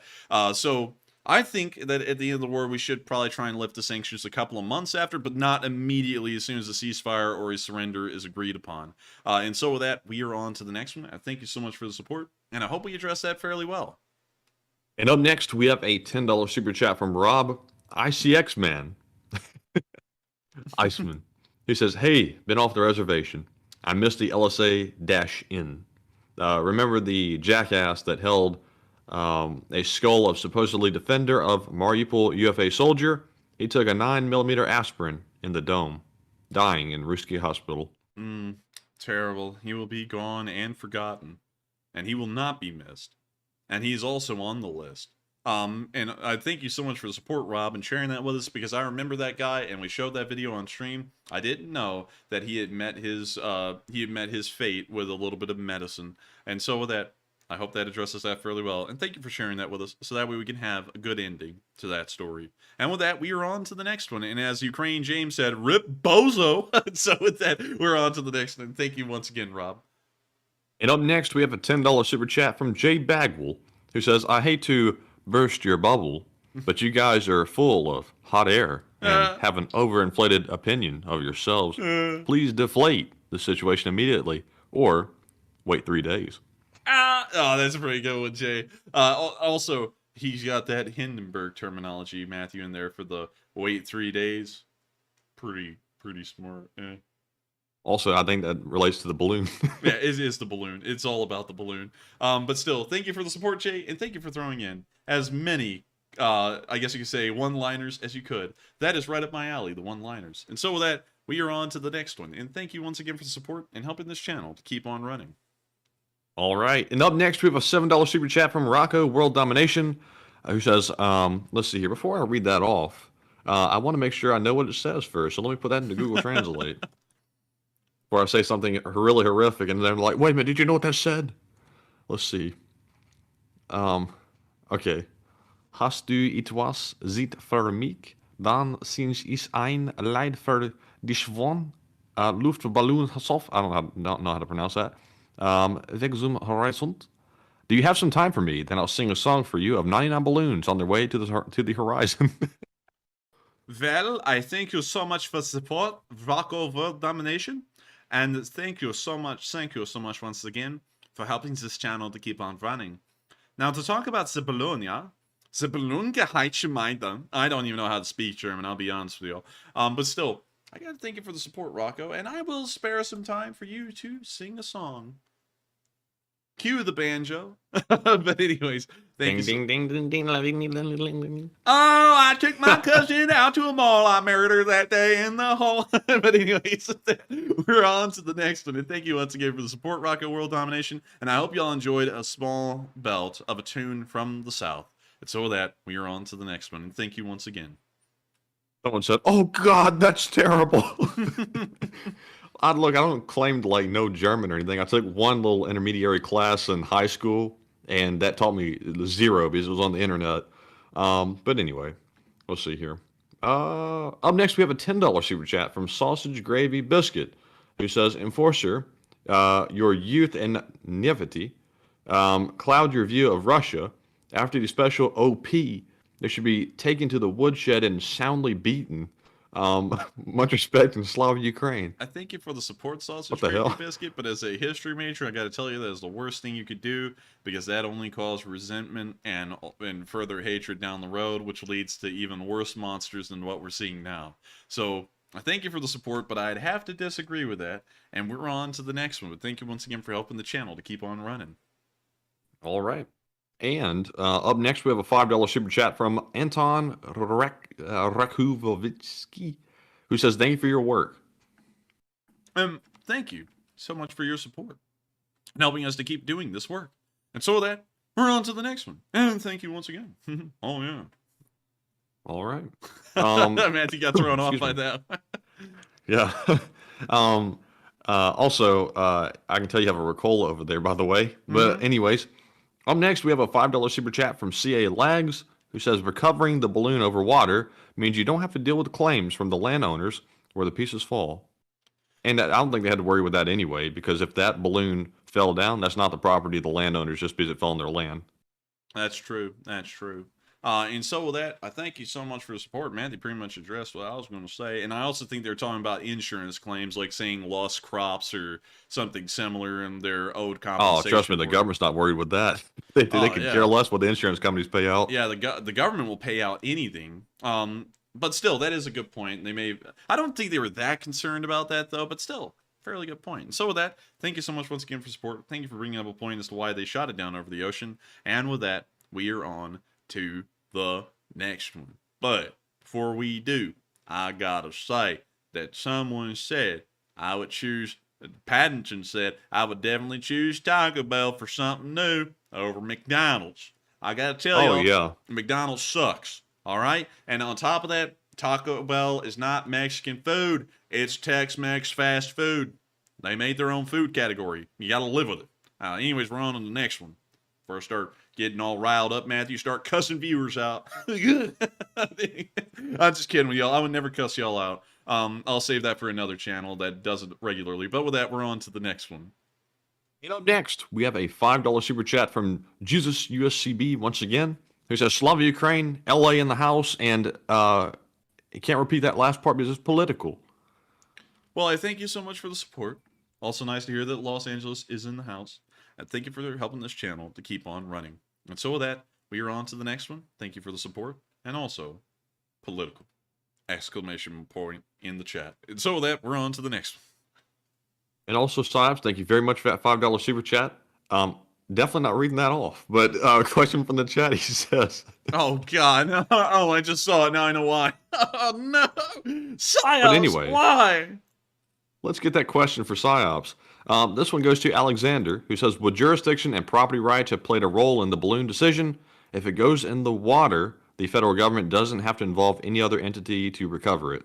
Nah, not really, because that's the whole point of us having a bureaucracy and agencies to deal with that, is that it's supposed to make that fairly easy, and that's also their job. On top of that, when the not the Challenger explosion, what was the other one, Matthew? The space shuttle that burned up in the atmosphere coming back? He got me on that one. Disaster. Okay, that one's the one that blew up. I think it was Columbia. Yes, it was the Columbia disaster. So this one here, from what I understand, they just went around to private property wherever there were pieces of the shuttle, and they collected them off the property and then gathered them up to try and figure out what happened to the shuttle. So I don't feel like it would be that big of a problem for them to do something like that. And also, it's bizarre to see how little of the shuttle that they actually recovered. Like, you know, there's the landing gear, but everything else, like, there's hardly anything. That's true. That's interesting. But with that, I hope that answers that fairly well. I may be wrong with that information, though, because I'm not a huge expert of, I guess you could say, the Columbia disaster. But with that, we are on to the next one. And thank you once again for the support. And that may be another reason why, but I doubt it. Oh, yeah. If that thing falls on your property, it's still the government's property. They'll come and get it from you. And if you keep it, they'll probably charge you. Would be my guess. True. I would agree. True. All right. So up next, we have a $5 super chat from Bilbo Jenkins, who says, Hey guys, did you hear the news? There's something about a balloon going on. Oh damn, Bilbo, come on, come on. Oh, thank you for the support. We did hear, and we got blasted for it. What's interesting to me though is that the polls show 65% thought it should be shot down sooner, 14% were undecided. So when you add that together, 80% of people either wanted the balloon shot down or had no comment, which means that only 20% of people thought that shooting it down at the moment it was shot down was the right decision. But if you looked at the live chat, it looked like everyone on Earth wanted that balloon shot down at the moment it was. That's very interesting to me, because it showed that a lot of the voters on that poll thought it was actually a better move to shoot it down sooner. But with that, we're on to the next one. All right. And up next, we have a $5 super chat from LG, who says, I got on a little bit late tonight. Any news on that Chinese balloon? Oh, God! No, I'm just joking. Maybe take a non-balloon live chat in Slava, Ukraine. Thank you for the support. You scared me, but we will make sure to get a live chat, and thank you once again. All right. And the live chat question this time is going to go to Packrat, who says, what would happen if there was some pretty incriminating evidence in the balloon's hard drive? What would be the U.S.'s next step? And man, Packrat, what you believes on that thing? Man, I mean, you think there's a video of Xi Jinping in a gimp suit? I'd highly doubt it.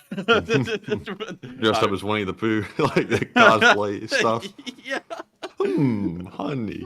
Honey. I don't feel like there's probably anything too incriminating on it, but if they did find something, it would definitely sour U.S.-Chinese relations for sure. And so with that, I hope we answered that live chat fairly well. And thank you, LG, for sponsoring it. And with that, we are on to the next one.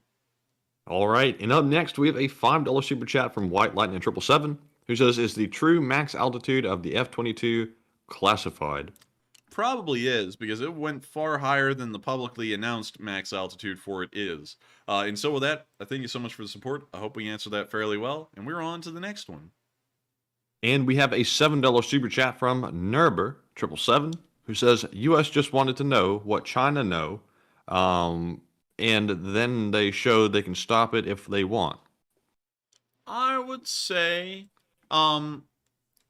true, but if they wanted to show that, they should have shot it down as soon as it entered U.S. airspace, instead of letting it fly over the entire country.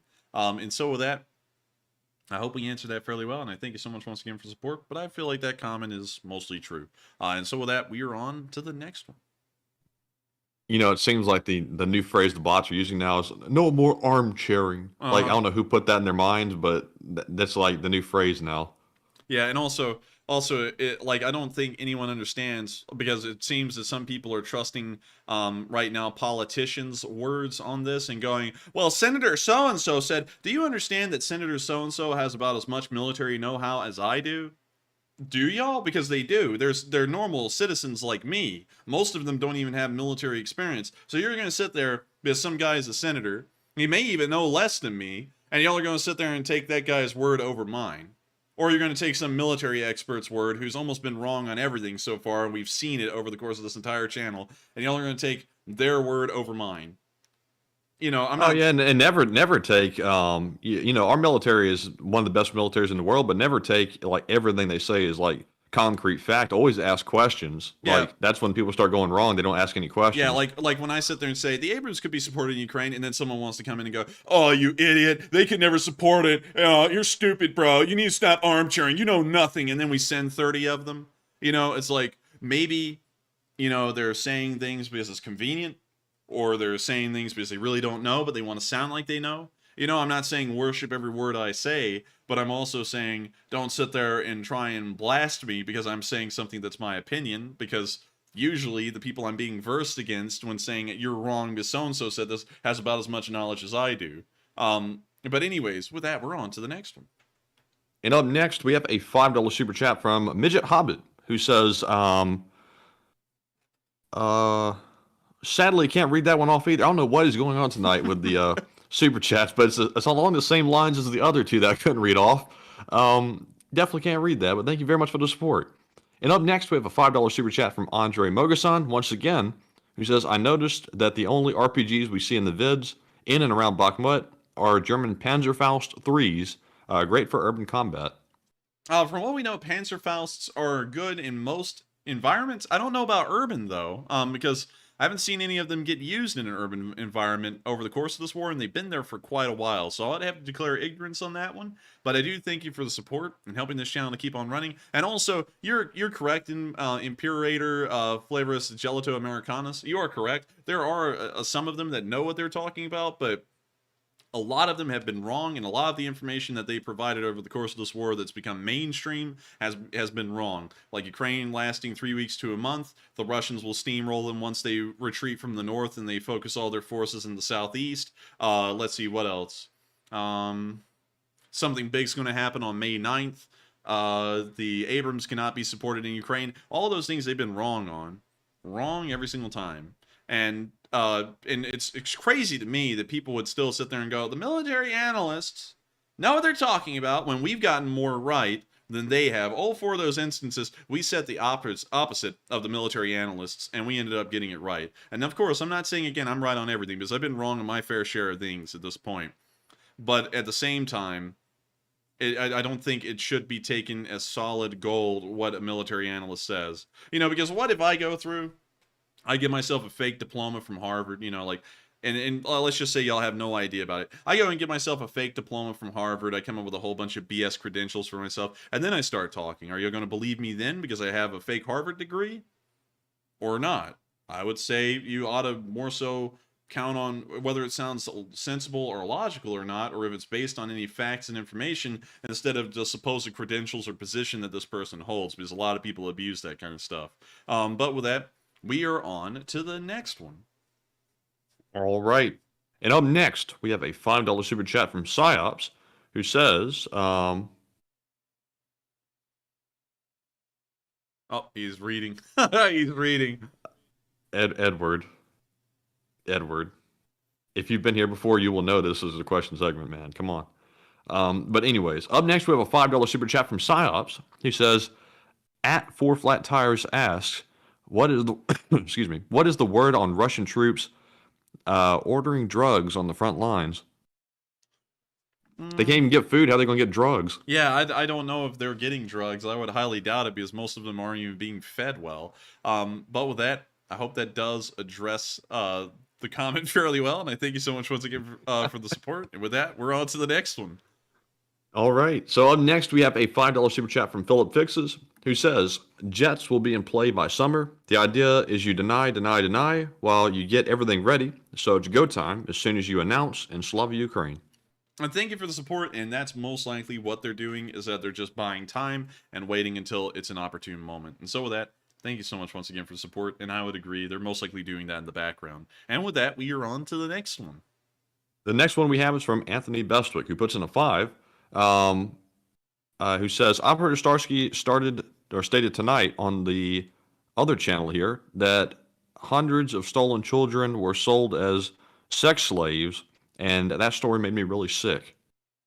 Unfortunately, it's true. I've seen that off stream. I haven't reported that though, because I felt like that was so vile and atrocious. I couldn't even really give it a proper light in coverage here, but that is true. We've seen confirmation of that from WhatsApp messages inside of Russia, amongst some other things that I've seen off stream. So that is actually true. And Operator Starsky was telling y'all a correct story there from what I know. So with that, I hope that addresses that fairly well. And I thank you so much once again for the support. And we're on to the next one. All right. And up next, we have another super chat from Psyops once again. And Psyops, thank you very much. He's put in about, I think, 6 or 7 super chats tonight. And he puts in a 5 this time and says, about the balloon, have we all just forgotten the government's lies regarding the balloons in the past?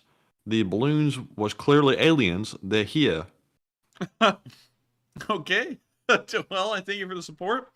Pretty sure it was a balloon. We shot it down. But thank you once again. I hope that does address that fairly well. And we're on to the next one. And we have another one from Psyops who puts in the 5 and says, I was just joking about standing at the P.O. box before.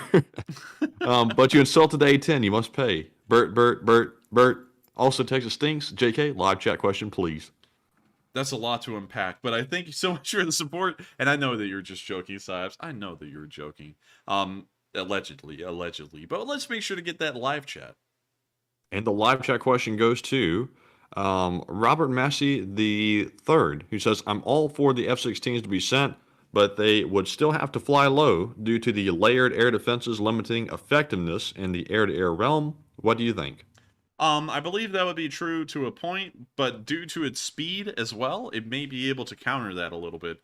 At least in areas where air defenses are not, I guess you could say, incredibly strong. And so with that, I hope that answers that fairly well, and I thank you so much once again for the support. And with that, we are on to the next one. And also, Matthew, how many do we have left?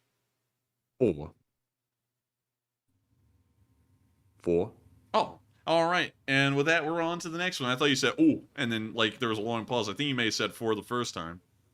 Yeah, I did. Oh. But up next, we have a $5 super chat from Chip Kerwan, who says, please search Putin desk phone. It started as product placement on Brady Bunch. 5 + 10 = 15. And thank you for the support.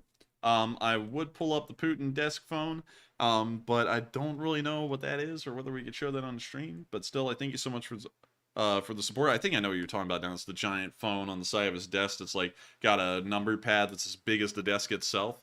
But with that, I hope that does address that fairly well. I thank you so much once again for the support. And you are correct, Hokey Redneck. I am tired. And with that, we're on to the next one.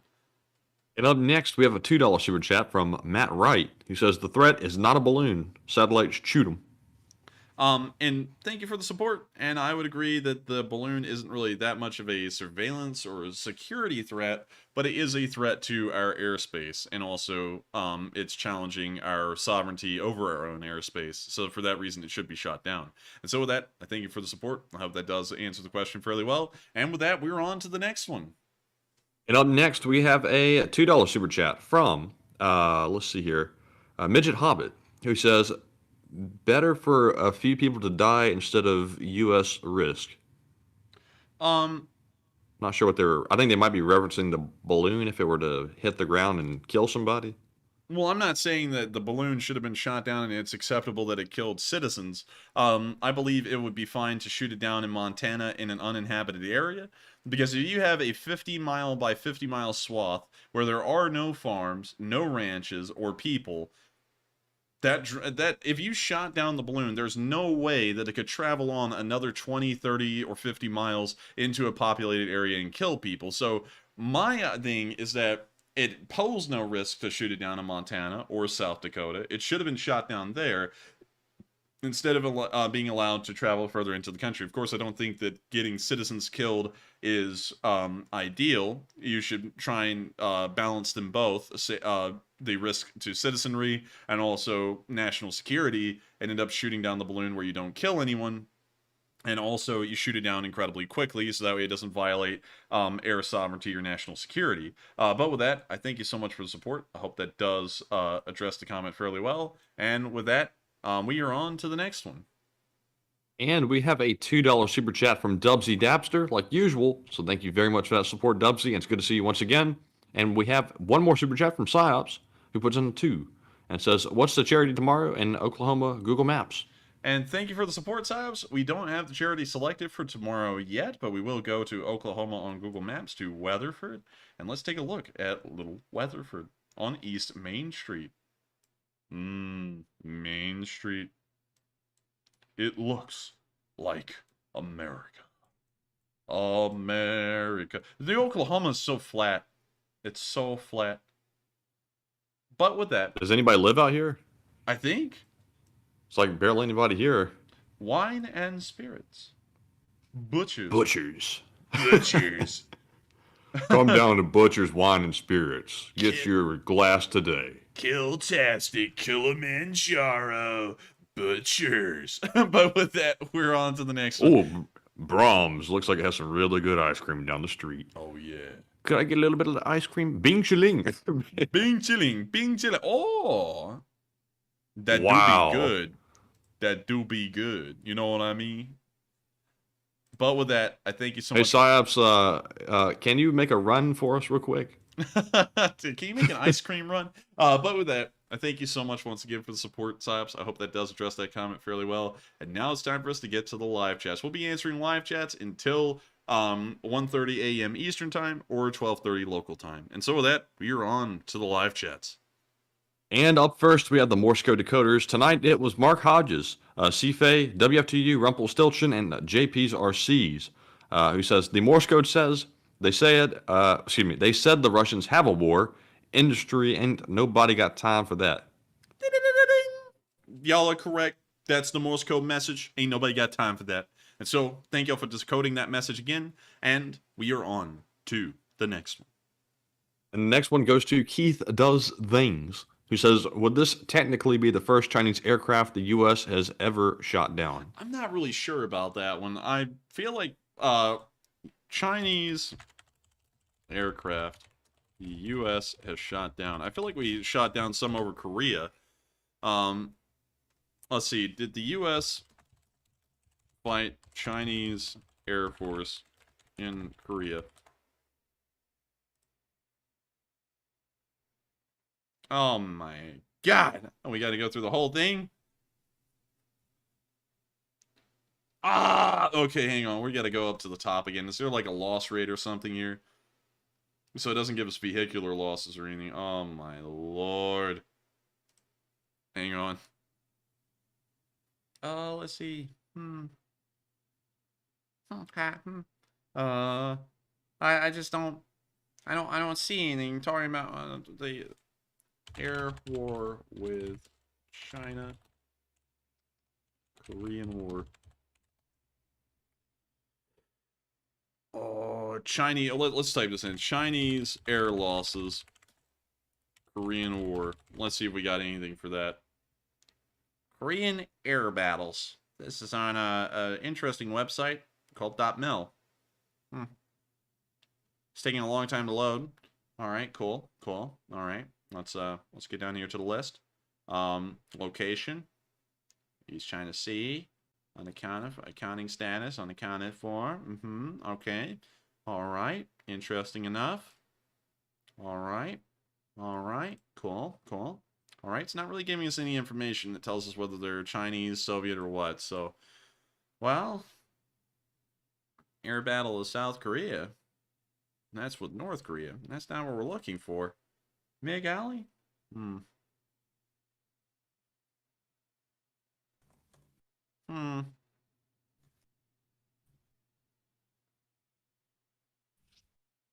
Sadly, folks, I just can't really find an answer here. I feel like we did shoot down some Chinese aircraft in the Korean War, but I just can't really tell. So that may be the first. And so with that, I hope that does answer the question fairly well, and we are on to the next one. And up next, we have a question from Colleen Emsley, who says, Matt, why do you think this balloon was able to cross Alaska and Canada and across the U.S. before something was done? And Colleen, I would love to know too, because that's a question we don't have the answer to, and it's quite interesting. Enforcer, come on, what say you? I say my brain's not functioning. I'm tired, but to answer the question seriously, I don't really know how it did that. I don't really know why it was allowed to do that, and then it became a problem when someone cited it in Billings, and then it became news. Because you would think that they would have addressed that a little bit sooner. But with that, I hope that answers your question, Colleen, because neither of us really have an answer, and we would love an answer to that as well. And with that, we're on to the next one. And up next, we have a question from Rob Furr, who says, are the Russians getting ready for a massive attack before Ukraine get more weapons? I think the Russians are probably not going to be launching an attack with these supposed 550,000 extra guys, but I don't really know. So with that, I hope that answers that fairly well, and we're on to the next one. And also, Skygunner 777 said, I say, Foghorn Enforcer. I say, my wife is divorcing me. We're on to the next one. What was that character's name? Rooster Cogburn? Foghorn Leghorn. I thought it was Rooster Cogburn. Let me Google it on the second page. Rooster Cogburn. That is a 1975 film with John Wayne in it, so I'm highly doubting that. I think Foghorn Leghorn is what you're talking about. Are you sure you got the right movie? I say, I've been handicapped from the waist down. I say, that is the chicken you're talking about. That is the chicken. Jay said, LOL, John Wayne, it was Rooster Cogburn. I was told by somebody that Rooster Cogburn was this character. I say, I haven't been eating for 3 days. I say. But yeah, that's Why does that look like the rooster off the Frosted Flakes box or that, that flake cereal? Dude, why the hell is his hands looking like he's about to do something nefarious? Like, those are not trustworthy hands, man. Like, he's set out to do something sus. I'll withhold the jokes on this one. I say, I put something in the drink. That looks like what he's about to say. I would not trust that chicken. I wouldn't trust that chicken at all. But with that, But y'all know about Chicken Hawk, though? the chicken hawk. Yeah, Chicken Hawk. That was that other one. That was that other one. You know what I mean? But with that, we gotta get on to the next. The next one goes to Rodney Burns. Rodney, I get no respect. I get no respect. I get no respect around here. And Rodney says, Matt, Odessa is out of power. Does this mean a push to take or cripple the region? They could try a sea assault to take it. Most likely not. There's a lot of anti-ship defenses on the southern coast. They would have to pass through 150 miles of it before they even got close to shore, and they probably wouldn't be able to survive. So I would feel it's highly unlikely, and they would also have to secure a land route to relieve the landing force, so they probably have to take Mykolaiv, and they're not even in Kherson anymore. So too much there isn't really coming together for that to work. So with that, I hope that does address that question fairly well. And we are on to the second to last question of the night. And this one goes to Kat Nico, who says, did you know in 1945, the USA considered using a bomb of gas which would affect people's hormone levels and cause them to become aroused? I did know about it, but we're going to refrain comment on that one because I feel like that's going to be breaking our Disney level PG rating that we usually have while we watch people fly across the screen because they got hit by artillery. So with that, we're going to move on from that. Now we're on again to the second to last question of the night because I sadly cannot really answer that one well. All right, so the next one goes to Thomas O'Hanlon, who says, do you think Ukraine should make something like the World War II U.S. Army T-34 Calliope rocket launcher on a few tanks? The Calliope, Matthew. The Calliope. The Calliope. The Calliope. Calliope. Here's the T-34 Calliope. Matthew almost made me call it a Calliope, but there it is right there. I don't think that would really work nowadays, and it may as well just be loaded onto an MLRS instead. Because if this tank gets hit, you're losing both a tank and an MLRS at the same time. So I would say, in my opinion, keep the MLRS and MLRS and keep the tank a tank. Because it overall saves money and also the potential for loss. And so with that, I hope we addressed that fairly well. And with that, we are on to the final question of the night. And so, who was the lucky last person who threw in the lucky last question of the night? And that viewer is Donna Olson, who says, look up the pilot call sign meaning for Frank 01. Pilot call sign for Frank 01. The Arizona Balloon Buster. Hey. For destroying German observation balloons and enemy planes. The historical... Oh, wait, this was the one that shot down the Chinese balloon? Apparently so. Oh, they're trying to be funny while they're, like, neglecting to shoot it down for the entire time it's over the country. Well, it's finally passed over the U.S., guys. Let's go shoot it down. We're going to name him Frank after the balloon buster. I guess this guy Good time for humor, guys. They stole all of our secrets. Let's laugh it off. Well, that's actually pretty interesting. But yeah, pretty neat. So with that, I hope that does address that final question of the night fairly well. And guess what, everyone? It is the end of tonight's stream. Both parts, both the beginning and the end. Thank you all so much once again for watching. If y'all did enjoy, you know what to do. Make sure to subscribe, hit the like button, comment, spread the word. Anything to make sure that this channel keeps on running and the Lee Spring Army keeps on rolling. I thank you all so much once again for watching tonight, and I'll see you all tomorrow at 10 p.m. Eastern Time to run our Sunday night fundraiser. Good night, take care, good luck, stay safe, and of course, Slava Ukraini. Love Ukraine. Jaga jaga.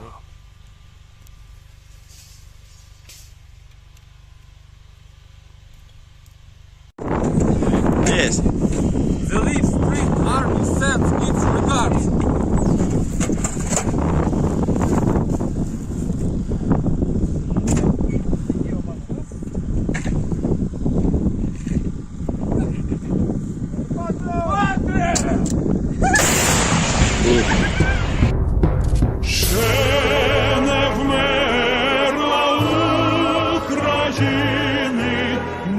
Слава, ні воля, ще нам, браття українці, усміхнеться доля.